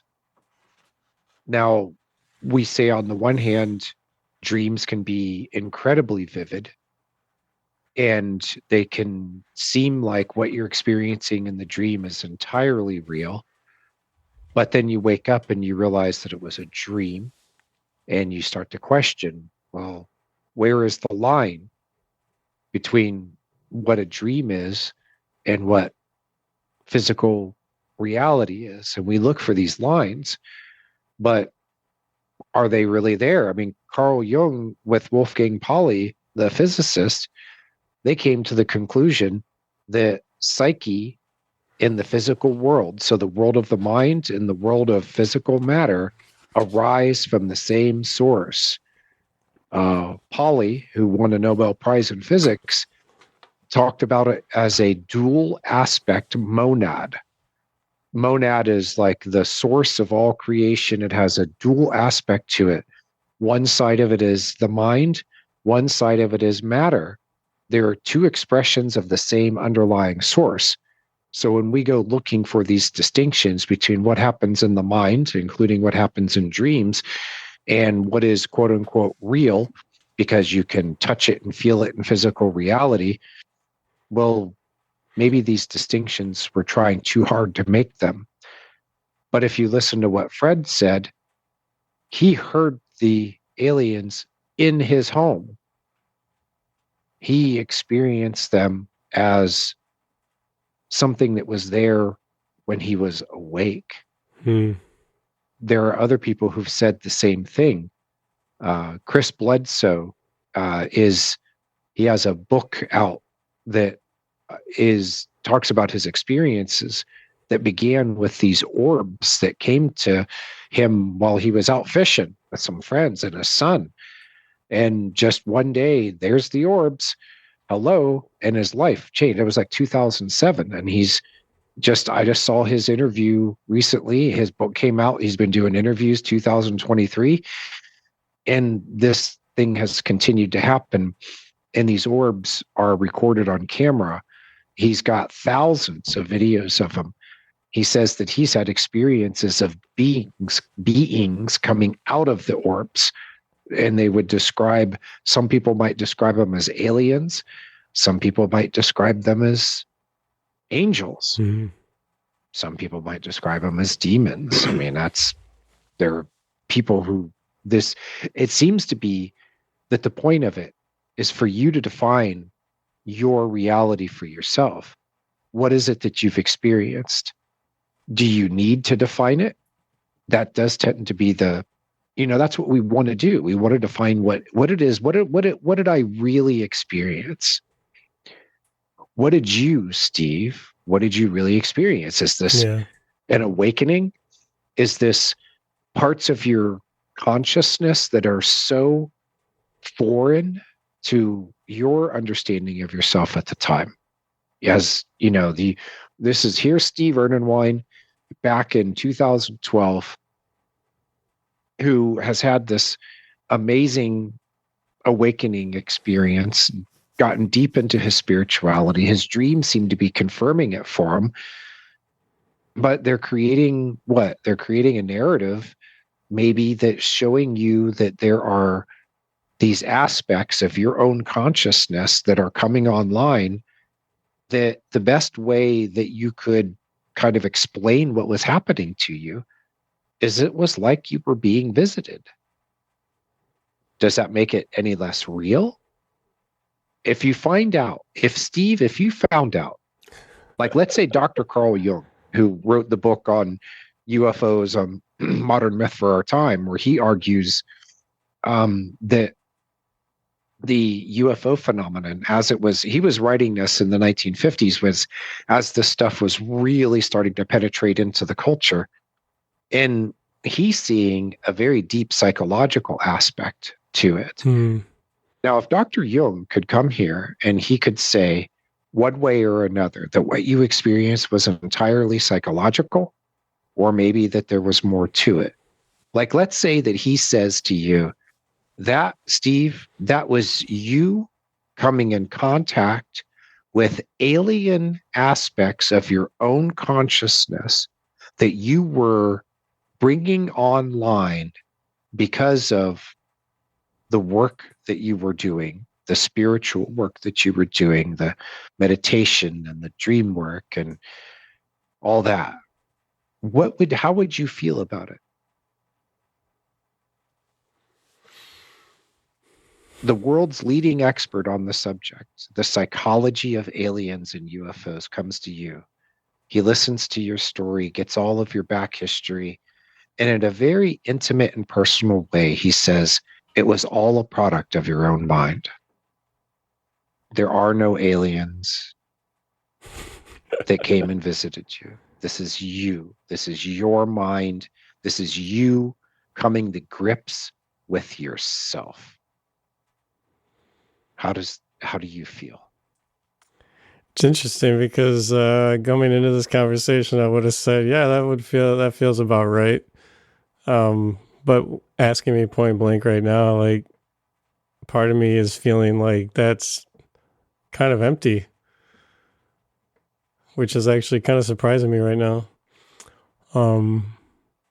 Is it empty in the sense that you want to believe, like, the old X-Files moniker? It kind of like, I don't know, like being posed that question point blank, like the first gut feeling that I had was that, yeah, that's probably mostly true, but it kind of robs me a little bit of the mystery of it. Yeah. Because as much as I don't know if I truly believe those are visitation dreams, I do believe there are aliens. Like, I do believe that there is other life in this galaxy, in this universe. There's no part of me that believes that we could possibly be really alone. And so, yeah. And I don't know. If I could add to some of what was fueling these dreams, I read this book by Dolores Cannon, who was she was like a hypnotherapist who would do like real deep, like what's the term for, like, if you can get hypnotized like really deeply? It's like, I think it starts with an S. It's like she called it, her system was called quantum healing hypnosis. She worked with somnolence or whatever somnulism. Yeah. Whatever that term is. And I read one of her books, and reading it stirred up some really like weird and very uncomfortable feelings in me. And it was almost like weirdly triggering for some reason. I don't know if it was just like my fears or if it was like like it almost felt like a feeling of like, oh fuck, at least this might have like actually happened to me before. So these are people who are under hypnosis describing things like alien visitation, yeah. maybe past lives with themes of things that are really fantastic. Mm-hmm. I mean, Dolores said that she talked with Nostradamus through his black mirror that he used to see into the future. Dolores said that she had an entire dialogue with him across time and obviously across space too, since he would have been in Paris, I think, at the time. And you read this and you go, are you kidding me? I mean, there's a part of me that says that, but then there's another part of me that says, well, what if it was, I mean, what if there's something about this that's real? You know, people describe these things. Something I can add that ties into what Fred was talking about was I did have like, there was one moment in my life in college that I feel like I lost some time. And I don't remember this night clearly enough to know for sure if I actually did. Me and a couple of my buddies, we went to this party that was like, it was probably close to almost an hour away from the college we were at. Somebody knew somebody who was throwing a party, and we went all the way out there. And we didn't even stay that long because it was kind of dumb. And we were like, why did we come all the way out here for this? But on the way there, I remember seeing this huge flash of light. There was like this, it was almost like a shooting star happened, but it was so bright that like, I've really had a hard time understanding what it could have possibly been. And it like, it had like a gut punch kind of feeling that came along with seeing it. And I was like, hey, did you guys like see that? And I don't remember if any of them actually saw it or not, but on our way home from the party, which should have only been like a 45-minute drive, I think I have this vague memory of like being like, why did that just take us like 2 hours to get home? And everybody in the car was sleeping because it was late. And I remember I just have this memory of like scratching my head when I got home. Like, how come it seems like it took us like 2 hours or so to get home? And I think when I was reading that book by her, I think that's kind of like where the gut punch came from, where it was just like, wait a minute. I've never heard about this with ETs, but I feel like I've had a moment in my life where I like lost some time and had a weird, like that flash of light. Like it was weird. It was probably one of the more spooky, weird occurrences that have happened to me. And I don't know if that is an ET you're visitation. Awake, your eyes are open, and you have the, you know, you have something that happens that's definitely outside the normal physical things that happen, you know, that are supposed to happen. But you're there, you see it, and it kind of puts you into a fugue state, it sounds like. And you start feeling like time is passing in a way that's not normal. Maybe there's even parts of time that are missing, which you hear this from even going all the way back to the beginning with Barney and Betty Hill. You know, they reported their abduction experience. What were they doing? They were out driving on some road, kind of out in the middle of nowhere.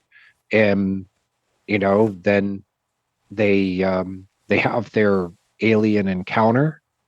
And by the time they get home, the drive that was supposed to take X amount of hours took a lot longer than that. They don't remember what happened, but their clothes are torn.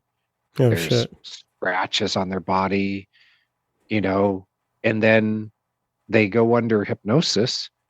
And I think it was Barney first who described being able to remember what happened when they were driving down the road. Like there's something like a big flash of light.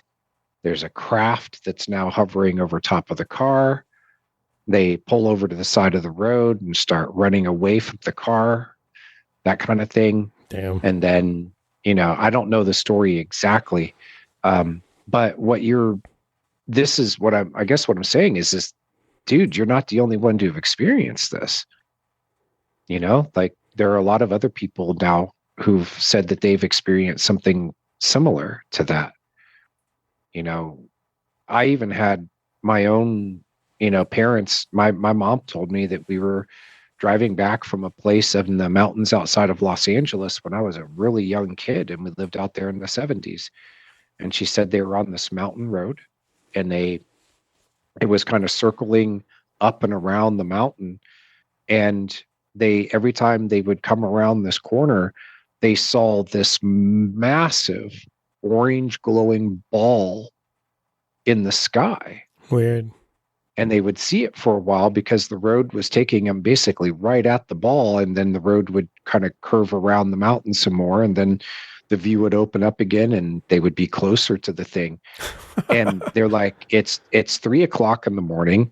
The moon is on the other side of the sky. It's not the moon. It's not the sun. It's not a reflection off the ocean. It's a massive, like mile wide, orange glowing ball that looks close enough that you could reach out the windshield and touch it. Wow. And so when it comes from your own parents, and like they both were, I was apparently asleep in the car, and and they say that this actually happened to them, and you're like, well, wow, they experienced something. What I'm starting to wonder is whether or not these things are manifestations of our own ability to be able to. You were asleep, you were dreaming, and they were beaming you into the ship, bro. Apparently, Jung said that the dreaming function of the mind runs all the time, and that it's in the background when we're awake. We go to sleep and the dreaming function comes forward because the senses turn off, and now you can give your full attention to what was going on in the background.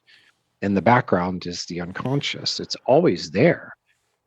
So that ability for the dreaming mind, for the mind to be able to create imagery that is so real, it's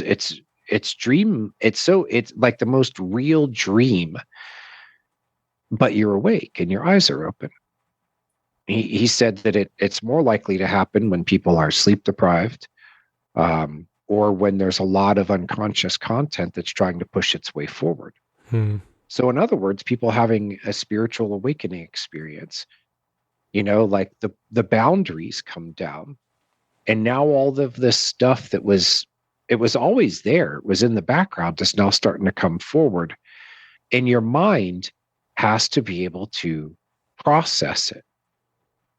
And what happens, like you described in your dream experience, that when you confronted the fear of seeing that ship, then everything shifted at that point.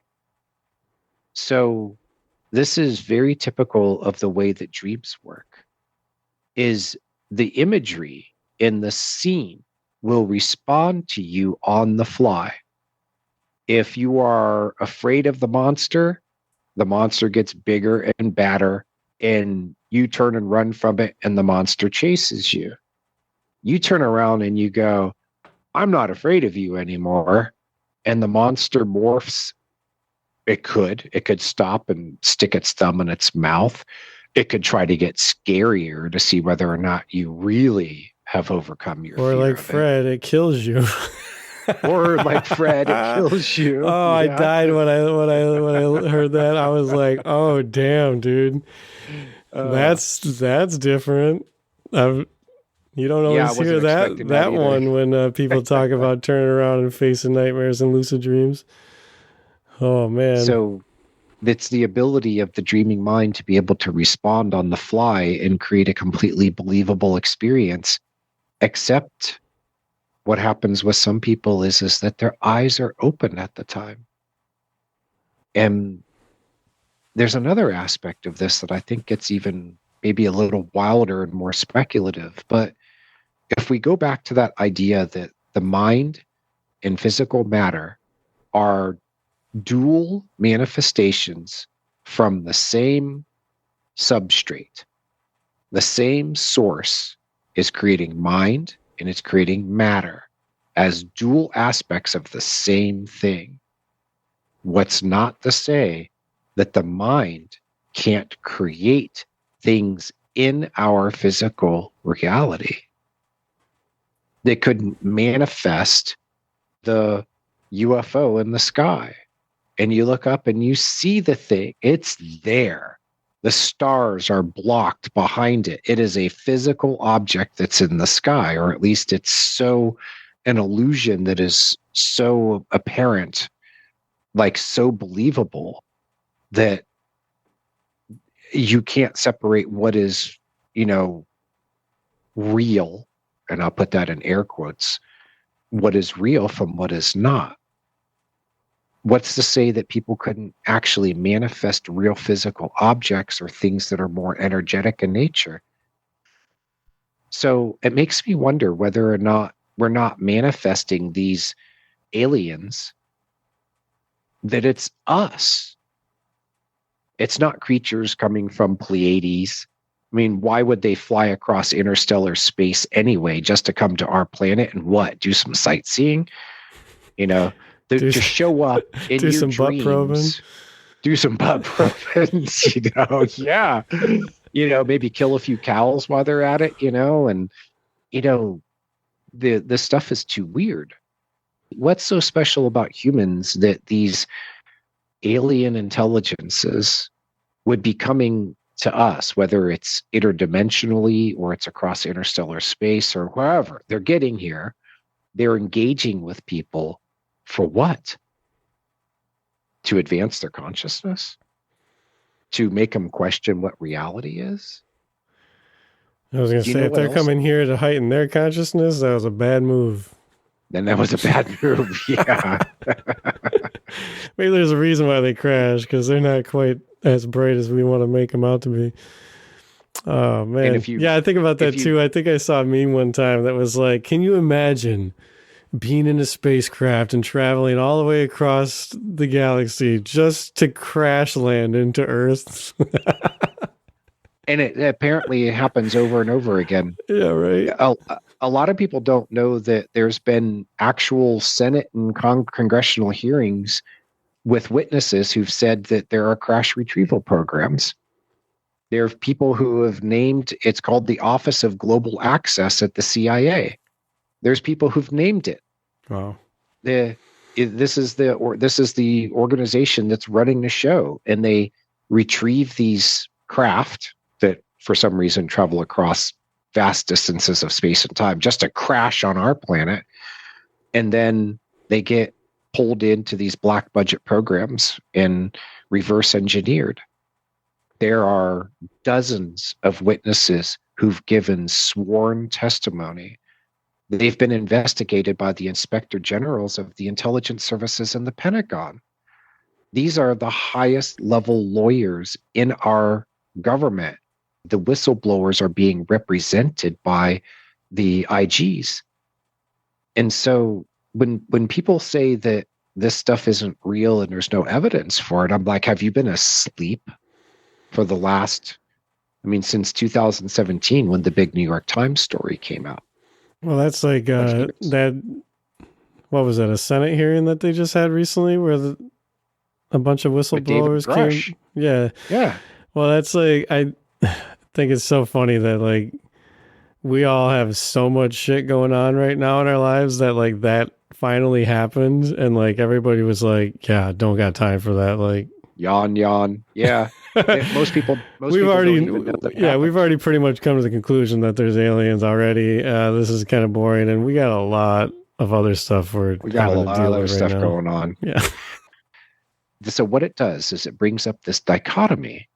On the one hand, there is so much evidence that this is actually happening that to say it's not happening is denying mountains of evidence, testimony. Sworn testimony given to Congress by intelligence officials who come forward saying, I was read into the program. I know that this I saw the documented evidence of it. I know that it's real. There's this dual aspect to this phenomenon. On the one hand, it appears that there is an actual physical reality to it. There's craft that have been picked up by multiple sensors, seen by the most credible witnesses, picked up on radar, video recorded. You have people like Chris Bledsoe, who's got thousands of videos of these orbs that come to his farm out in North Carolina. And it's been happening for the last 15 years. And it healed him of his Crohn's disease. I mean, documented medical stuff. There's actual physical evidence for these things. But on the other hand, a lot of it is very dreamlike. That's the thing that I've noticed that makes me really curious. Let me ask you this. Have you had a dream about aliens? Not exactly. But as you were describing your experience leading up to 2012, it was reminding me of my experience leading up to the year 2000. Ooh. Now, back then, it was the whole Y2K, which for people who were, I mean, God, that was more than 20 years ago. There was this whole talk that there was going to be, it was sort of like 2012. There's going to be this mass awakening. People are going to be, you know, dancing in the fields with their spirit guides. And I was part of a group of people who were into this whole, you know, transcendence, spiritual awakening. Society is going to change in a flash. I started picking up on this, and I was going through my own spiritual awakening at the time. And I was having dreams where I was waking up from experiences where I went, what the was that? You know, the deeply, you know, waking up, just shaking down to my bones, being affected so powerfully. Now, do I look back at my journals and do I see anything that says that, you know, aliens were in my bedroom, UFOs were in the sky? No. But I did have other things visit me in my dreams that you might call angelic, spiritual, beings of light, a presence. Oh, God, dude, how many times did the voice come? You know, it doesn't manifest as anything in the dream that I can see, but it is a presence that I can feel. And it is aware of me. It has come into my dreams for the specific purpose of engaging me. And dude, I went off on a spiritual trip and I had that head, you know, that big blow up, the spiritual ego. So it became really freaking hard to tell what was ordinary reality and what was not, because it was all blending together. And I had that also, like you. There came a point when the bottom just dropped out. And boy, the shadow was waiting. The underworld, man. I mean, it was waiting. Oh yeah. I spent a long time down in that space. And, you know, it reminds me of something that Jung said. He said that that's the reality. The underworld is really where the real work is done. You can envision beings of light and, you know, happy 5D universe enlightenment type stuff. He's like, that stuff, that doesn't get people anywhere. Yeah. That doesn't really change them at a deep interior level. He said that you have to go down within yourself and confront the darkness within yourself. And that's what leads to enlightenment. Yeah. So when you say that you went through that experience and the shadow was waiting for you, and then you engaged with the shadow, and now here you are, you got 2 kids, you know, you've had this, you know, the all the responsibilities that come with it, and the job to be able to support the family. And you've been through these experiences and you've grown up, and you look back at that version of you from, 11, 12 years ago, and you cringe, as you should, but you can also see that there's something about you, that the person that you are now, you had to have that experience. Oh, yeah. And if you wouldn't have had it, where would you be? I would probably still be pretty. Yeah, I don't know. I think I give so much gratitude for how high it built me up, and how damn far I fell, and how crazy the underworld swallowed me. It was like the earth opened up and just swallowed me whole. I mean, I'm so much more grounded now. I'm so much more like, it just brought me back to reality. And my spiritual life is so much more grounded now, and it's so much more like healthy in that way, where it feels rooted in something real. It feels rooted in something really human. I guess you could say I'm more tailored towards like the shamanic way of life now, versus wanting to escape the earth, wanting to flee to the new earth, wanting to escape into love and light. I just like all of that escape. To me, it's escapism. It's not wanting to be here in true reality. It's wanting to skirt it. And yeah, I would say that I'm clean eyes, feet firmly planted on the ground, and yet still have a really deeply beautiful spiritual life.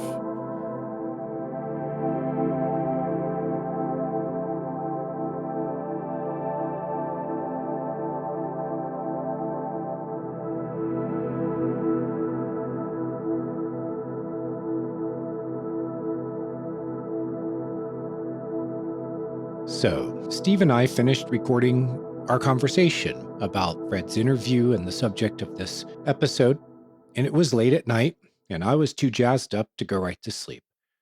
I checked YouTube for something to listen to as my brain unwound, and you'll never guess what popped up. An interview with Matthew Roberts on the New Thinking Aloud channel. Matthew is featured in the Encounters documentary on Netflix.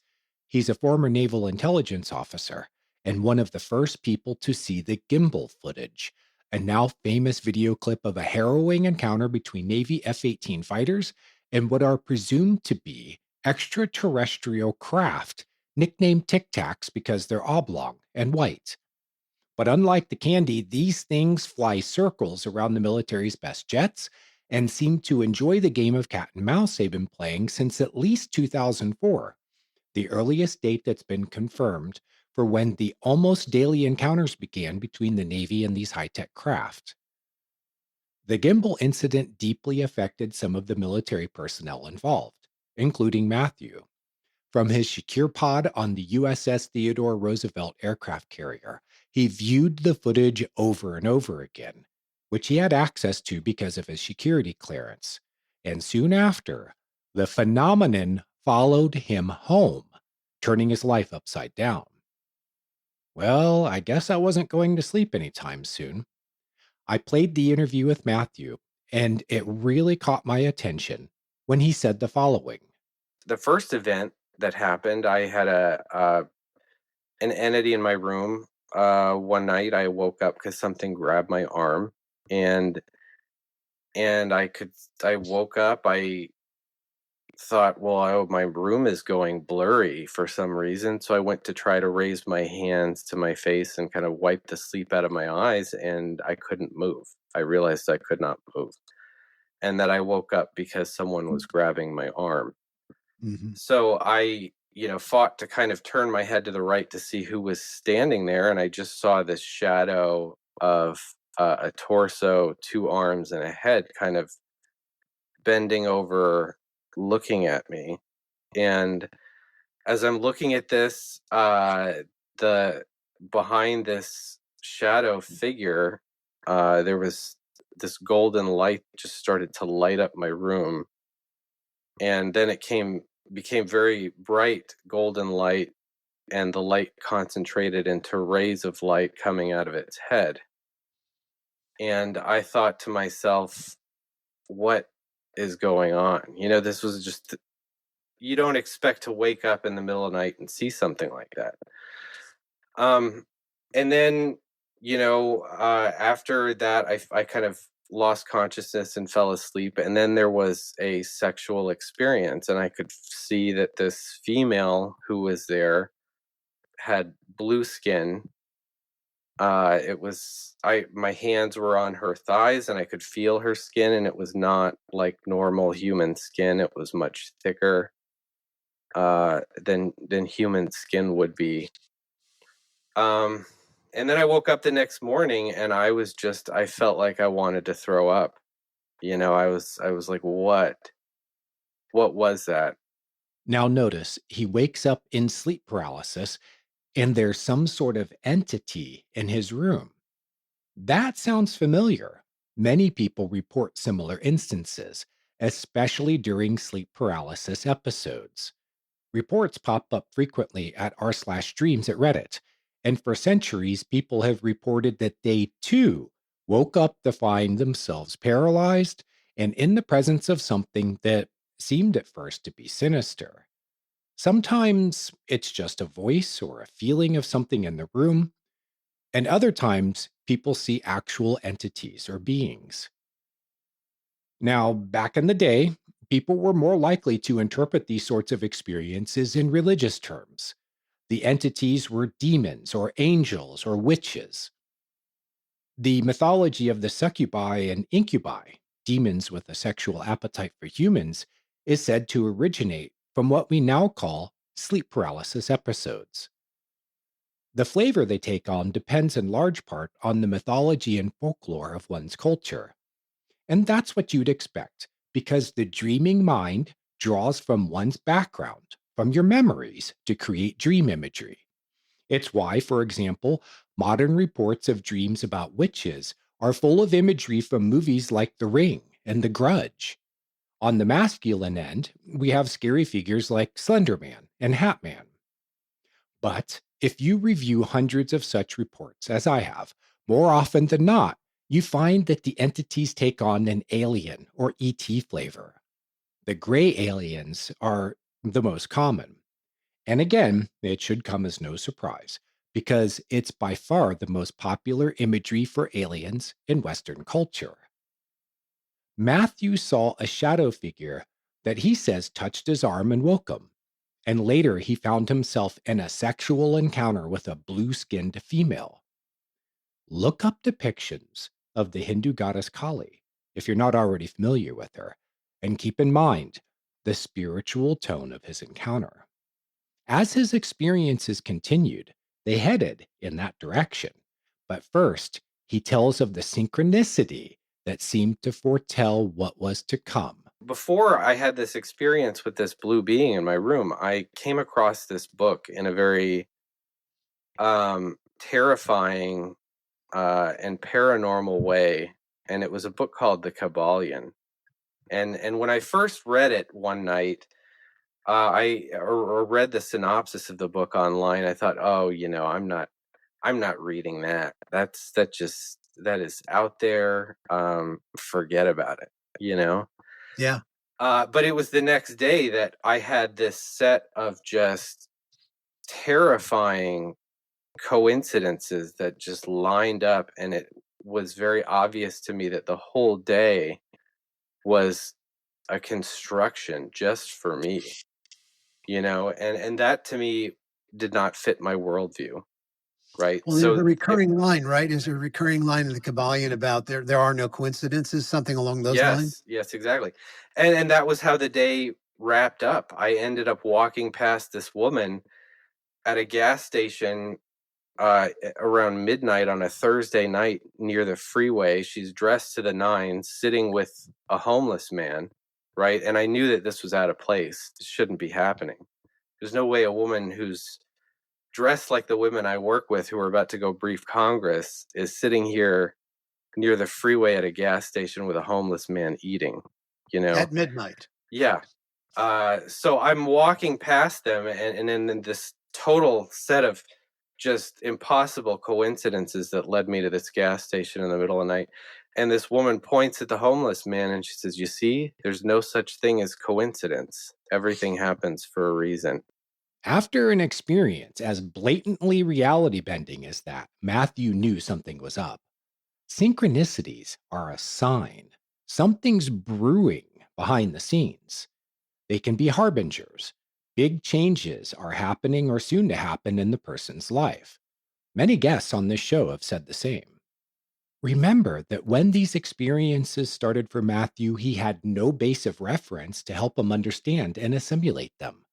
His background was in military intelligence, where knowing what's factual or not can be a matter of life and death.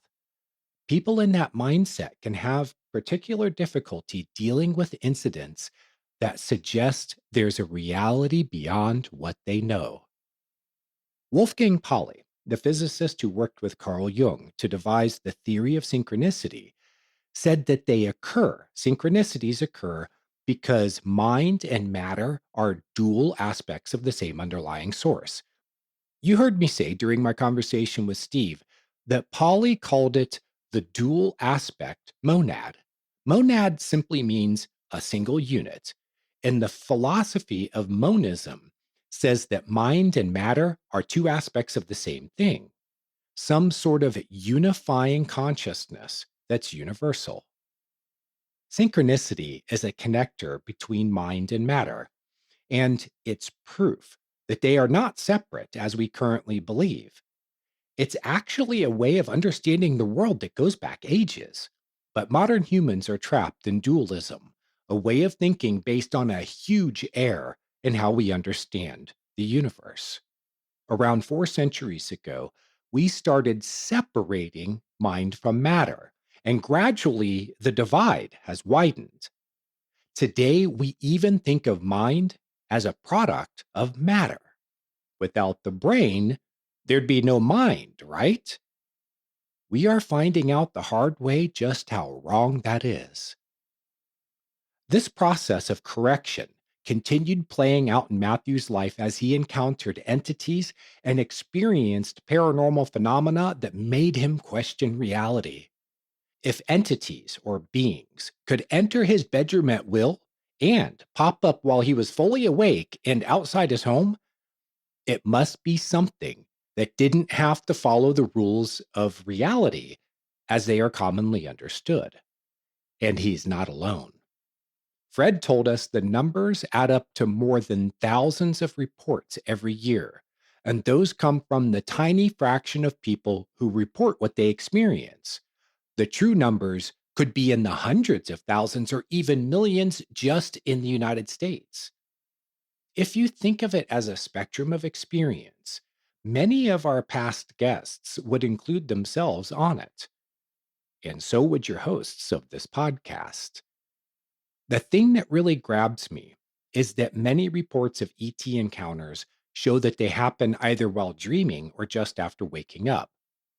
Dreaming is very intimately tied with this phenomenon and other paranormal phenomena, something I was pleasantly surprised by as I researched my next book, which, by the way, the publisher, Skyhorse, has made available for pre-sale on Amazon. It's titled The Science of the Paranormal, and you have to search using my name, J.M. DeBoard. Dreaming is a function of the mind that taps into the subconscious, and that's where these phenomena, plus what we call ESP and psychic functioning, arise from. But I'd argue that some of the experiences are actually dreams. But stop yourself before you say, oh, well, if it's just a dream, then it's not real. Dreaming might actually be a sort of viewing station to see beyond and perhaps experience beyond ordinary physical reality. Matthew said something else during his interview that really struck me. Let's play it now. So that was what I did. I just decided that I was not going to be afraid anymore, and it was going to be whatever it needed to be. That was the big thing. I said, no matter what it is, I don't care what it is. Whatever you're going to show me, show it to me, and I'll deal with it. So that's what I did, and I think that is when the whole experience changed, and it became something else entirely. And this is why I call it an initiation, because there's that initial tearing down. And then once you get over that tearing down, there's the building back up on the other side. And that was what started to happen after that point. Didn't you go through a time period then of sublime peace, a peace that you would never know, where you felt really literally at one with everything? Yeah, and after a while, the depression started to lift, and then I started to feel better, and then I felt better than I had ever felt in my entire life. And then I started to feel this connection to everything that was so powerful, that I could feel things, animals, people outside of myself, but I could feel them as though they were me, right? I could feel what they were feeling. I could feel the grass. I could feel the trees, the bugs in the ground. And that was bizarre. But in the end, as I was feeling that, I knew what it was. I thought, this has got to be that feeling of enlightenment or nirvana that people have spoken of. That kind of oneness with God.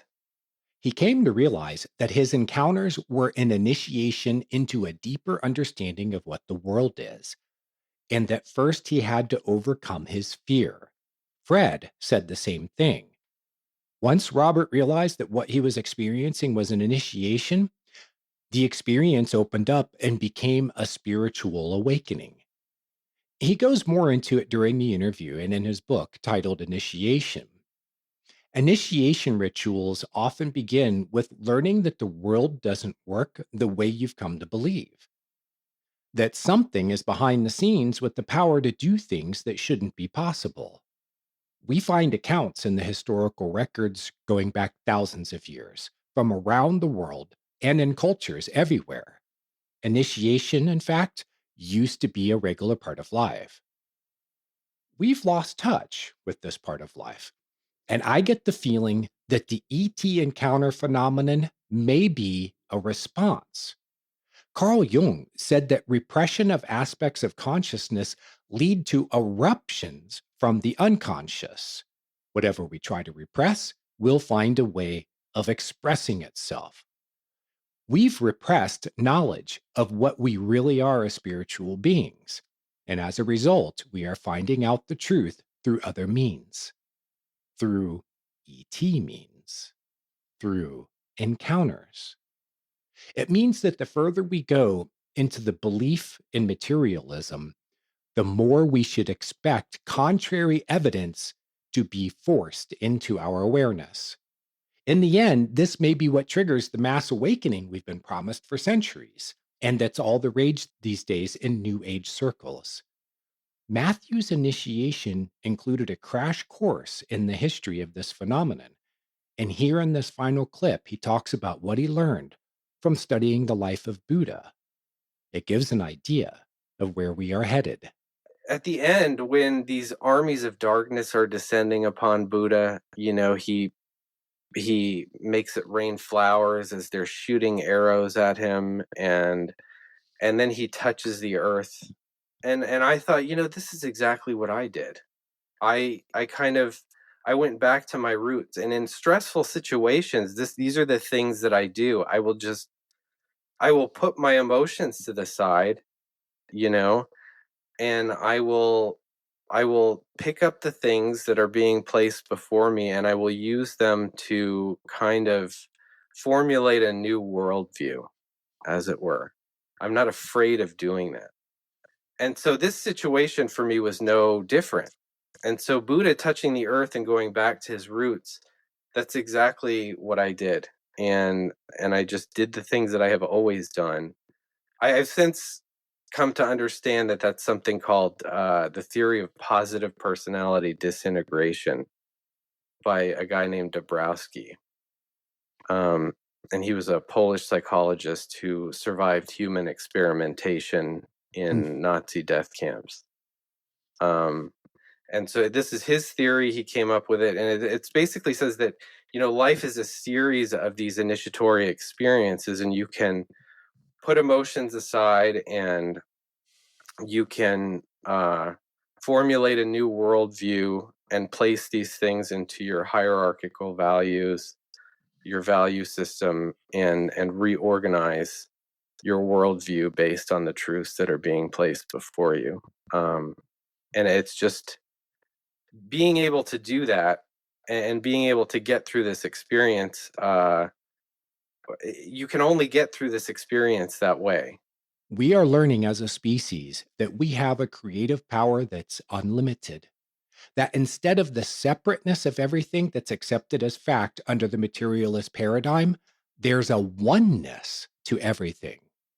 But we need a way of confronting the illusions we've created over centuries of misapplication of our power and misunderstanding of what the world is. To that end, I want to share with you something shared with me by Mike Marable. He's a longtime explorer of the dream world who has had many, many out of this world experiences, and he learned how to differentiate the various levels of it. He says, I am a dreamer, lucid dreamer, and out of body explorer. As I explained in my recent book, How to Have a Good Life After You're Dead, I talk to the overlap of these states, and it takes some investigation and parsing to figure out what's what. And that only comes through experience, I think. There are tests one can run to see if we are interacting with thought forms, dream characters, etc. With regards to alien visitations, I personally would not be inclined to immediately assume that these were visitations unless I knew the person and could ascertain what they were interacting with. Because of the intensity of interest around this topic, there are some very convincing thought forms created through mass and individual consciousness. Complete 3D movie like scenarios are out there. Convincing virtual reality experiences. And I'll just say for Mike that he's talking about when he has these lucid dreams and out of body experiences. Look up our episode with Ian Wilson because he's learned how to program his mind so that he can have these experiences in his dreams. Completely real, fantastic science fiction fantasy experiences like you've never heard. Anyway, back to Mike. For example, in a lucid dream once, I was aboard a craft that was a replica of Star Trek, and the crew had taken up the characteristic of characters in the TV show. I spent what seemed like hours aboard this lucid dream craft. People who have OBE experiences are very familiar with this sort of experience.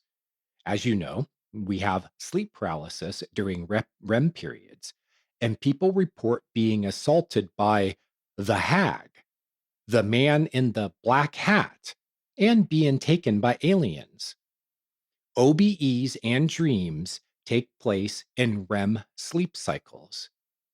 Alien abduction and these other experiences are tactile experiences for those who report them because the ethereal body, the one in a frequency just above the physical, expresses sensations that feel every bit as real as our physical body produces. This is also the dream body. When I get OBE and touch things, I can't tell the difference from my waking interactions with them. Lucid dreamers do this too.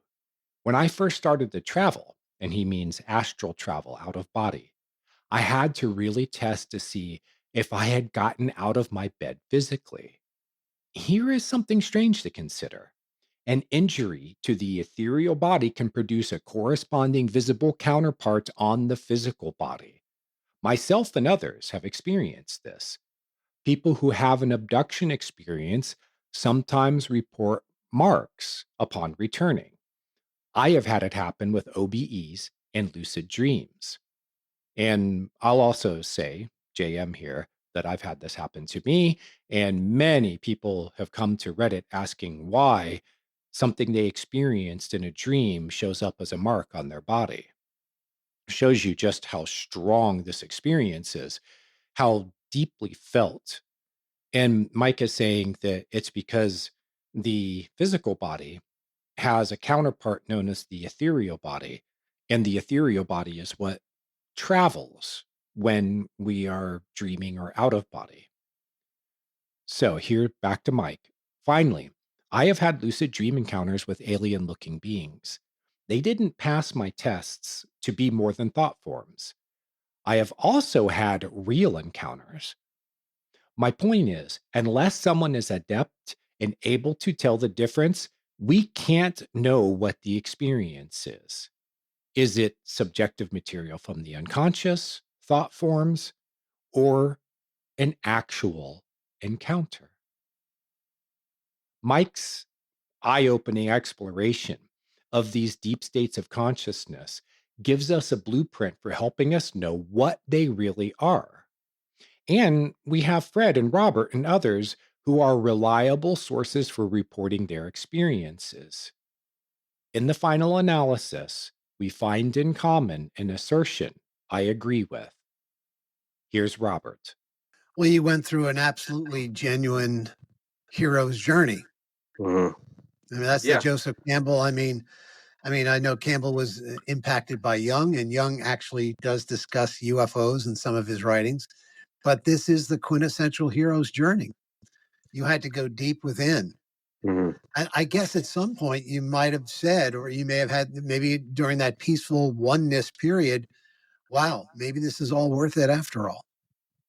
Yeah, absolutely. Because, and that's one of the things about this is that you understand what the universe is and what your place in it is.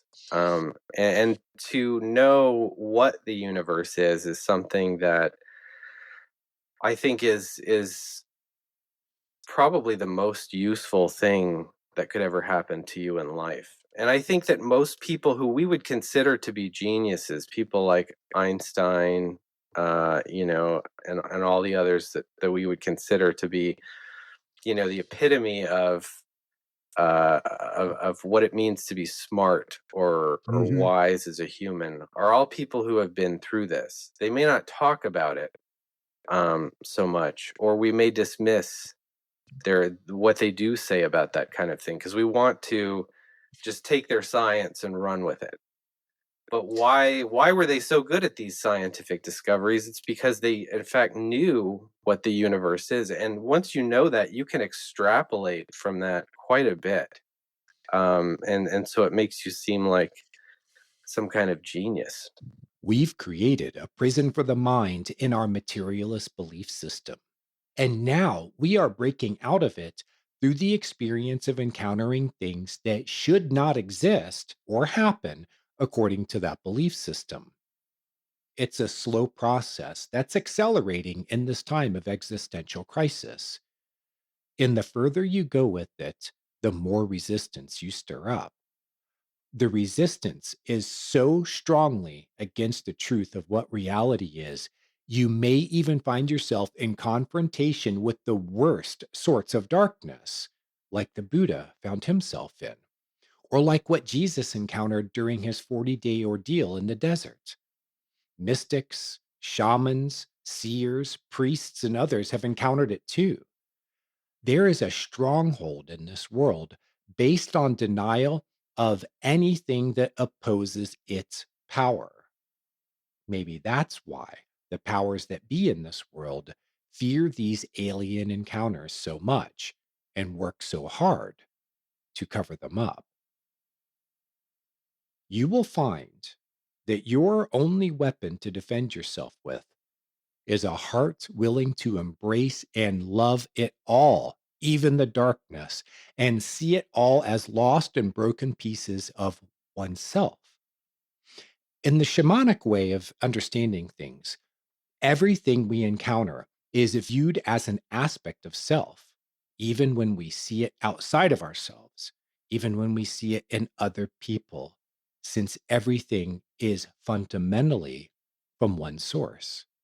That theme has come up time and again this season on our show, and we've shown again and again that the work of healing begins in your dreams. It begins by embracing it, by engaging with it.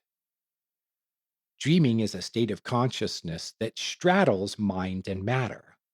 It's a bridge between the worlds of night and day, and it's a gateway to experiencing yourself in your fullness. As you go deeper into this work, you'll find that your understanding of reality expands. You'll find it a challenge also to define exactly what you are experiencing. And you'll find that your view of reality will be challenged. My journey has convinced me that the mind has the power to create any experience and to manifest anything in the physical world of matter as part of that experience. Jung and Pauli concluded that the mind interfaces with matter at a fundamental level of creation through what are known as archetypes of the collective unconscious. Archetypes are like graphical user interfaces. We interact with them in the mind, and they act as an interface with material reality.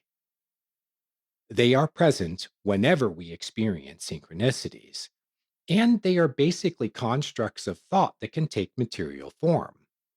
We find them especially in the religious imagery handed down to us, imagery like Kali, the blue-skinned Hindu goddess. She's an archetype. Mother Mary is an archetype. Jesus is an archetype.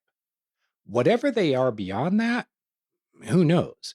But what they are in the mind is a doorway to experience the greater reality. First, they lead inward, and once you know that world inside you, they lead outward to the world outside of you. For millennia, we've dealt with archetypes in different forms, but the underlying reality of them is the same. They are engaging with humanity much the same as the Tic Tac UFO craft in a cat and mouse game of, we're here, now deal with us. The more we try to conceal and hide, the more they erupt out into the open. And we better be damn careful, because as scholar Jason Georgiani says, when the intellectual elite of a society ignore the invitation to engage, the tricksterish archetypes go underground and engage with other members of society that may be ill-equipped to deal with them. Many times in history, it has led to the sudden overthrow of existing power structures. Jung said that's basically what happened in Germany during the late 1920s and early 30s. A substrate of the population became possessed by the archetypal power of Wotan, the German god of war. We must each face our own initiation to have the wisdom and integrity and strength to face what stares back at us from the dark. That's the bottom line. That's the final message.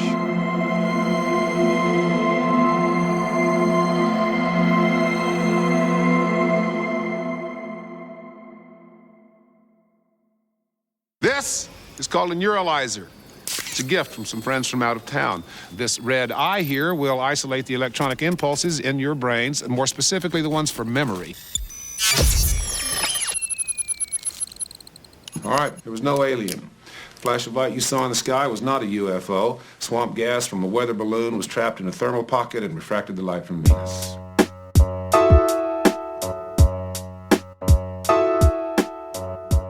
And this is the final episode of Season 3 of The Dreams That Shape Us. We will be back in January to start a new season. Be sure to take advantage of the winter solstice season. The longer hours of darkness give us more time to dream deeply. It's our time to dream about what we want our reality to be in the coming year. Drop by dreamschool.net. Our online classes are ready for you. Are you ready to go further than ever into the world of your dreams? I'm J.M. DeBoard. Thanks for listening. For my co-host, Steve Ernenwine, we wish you happy holidays and nighty-night.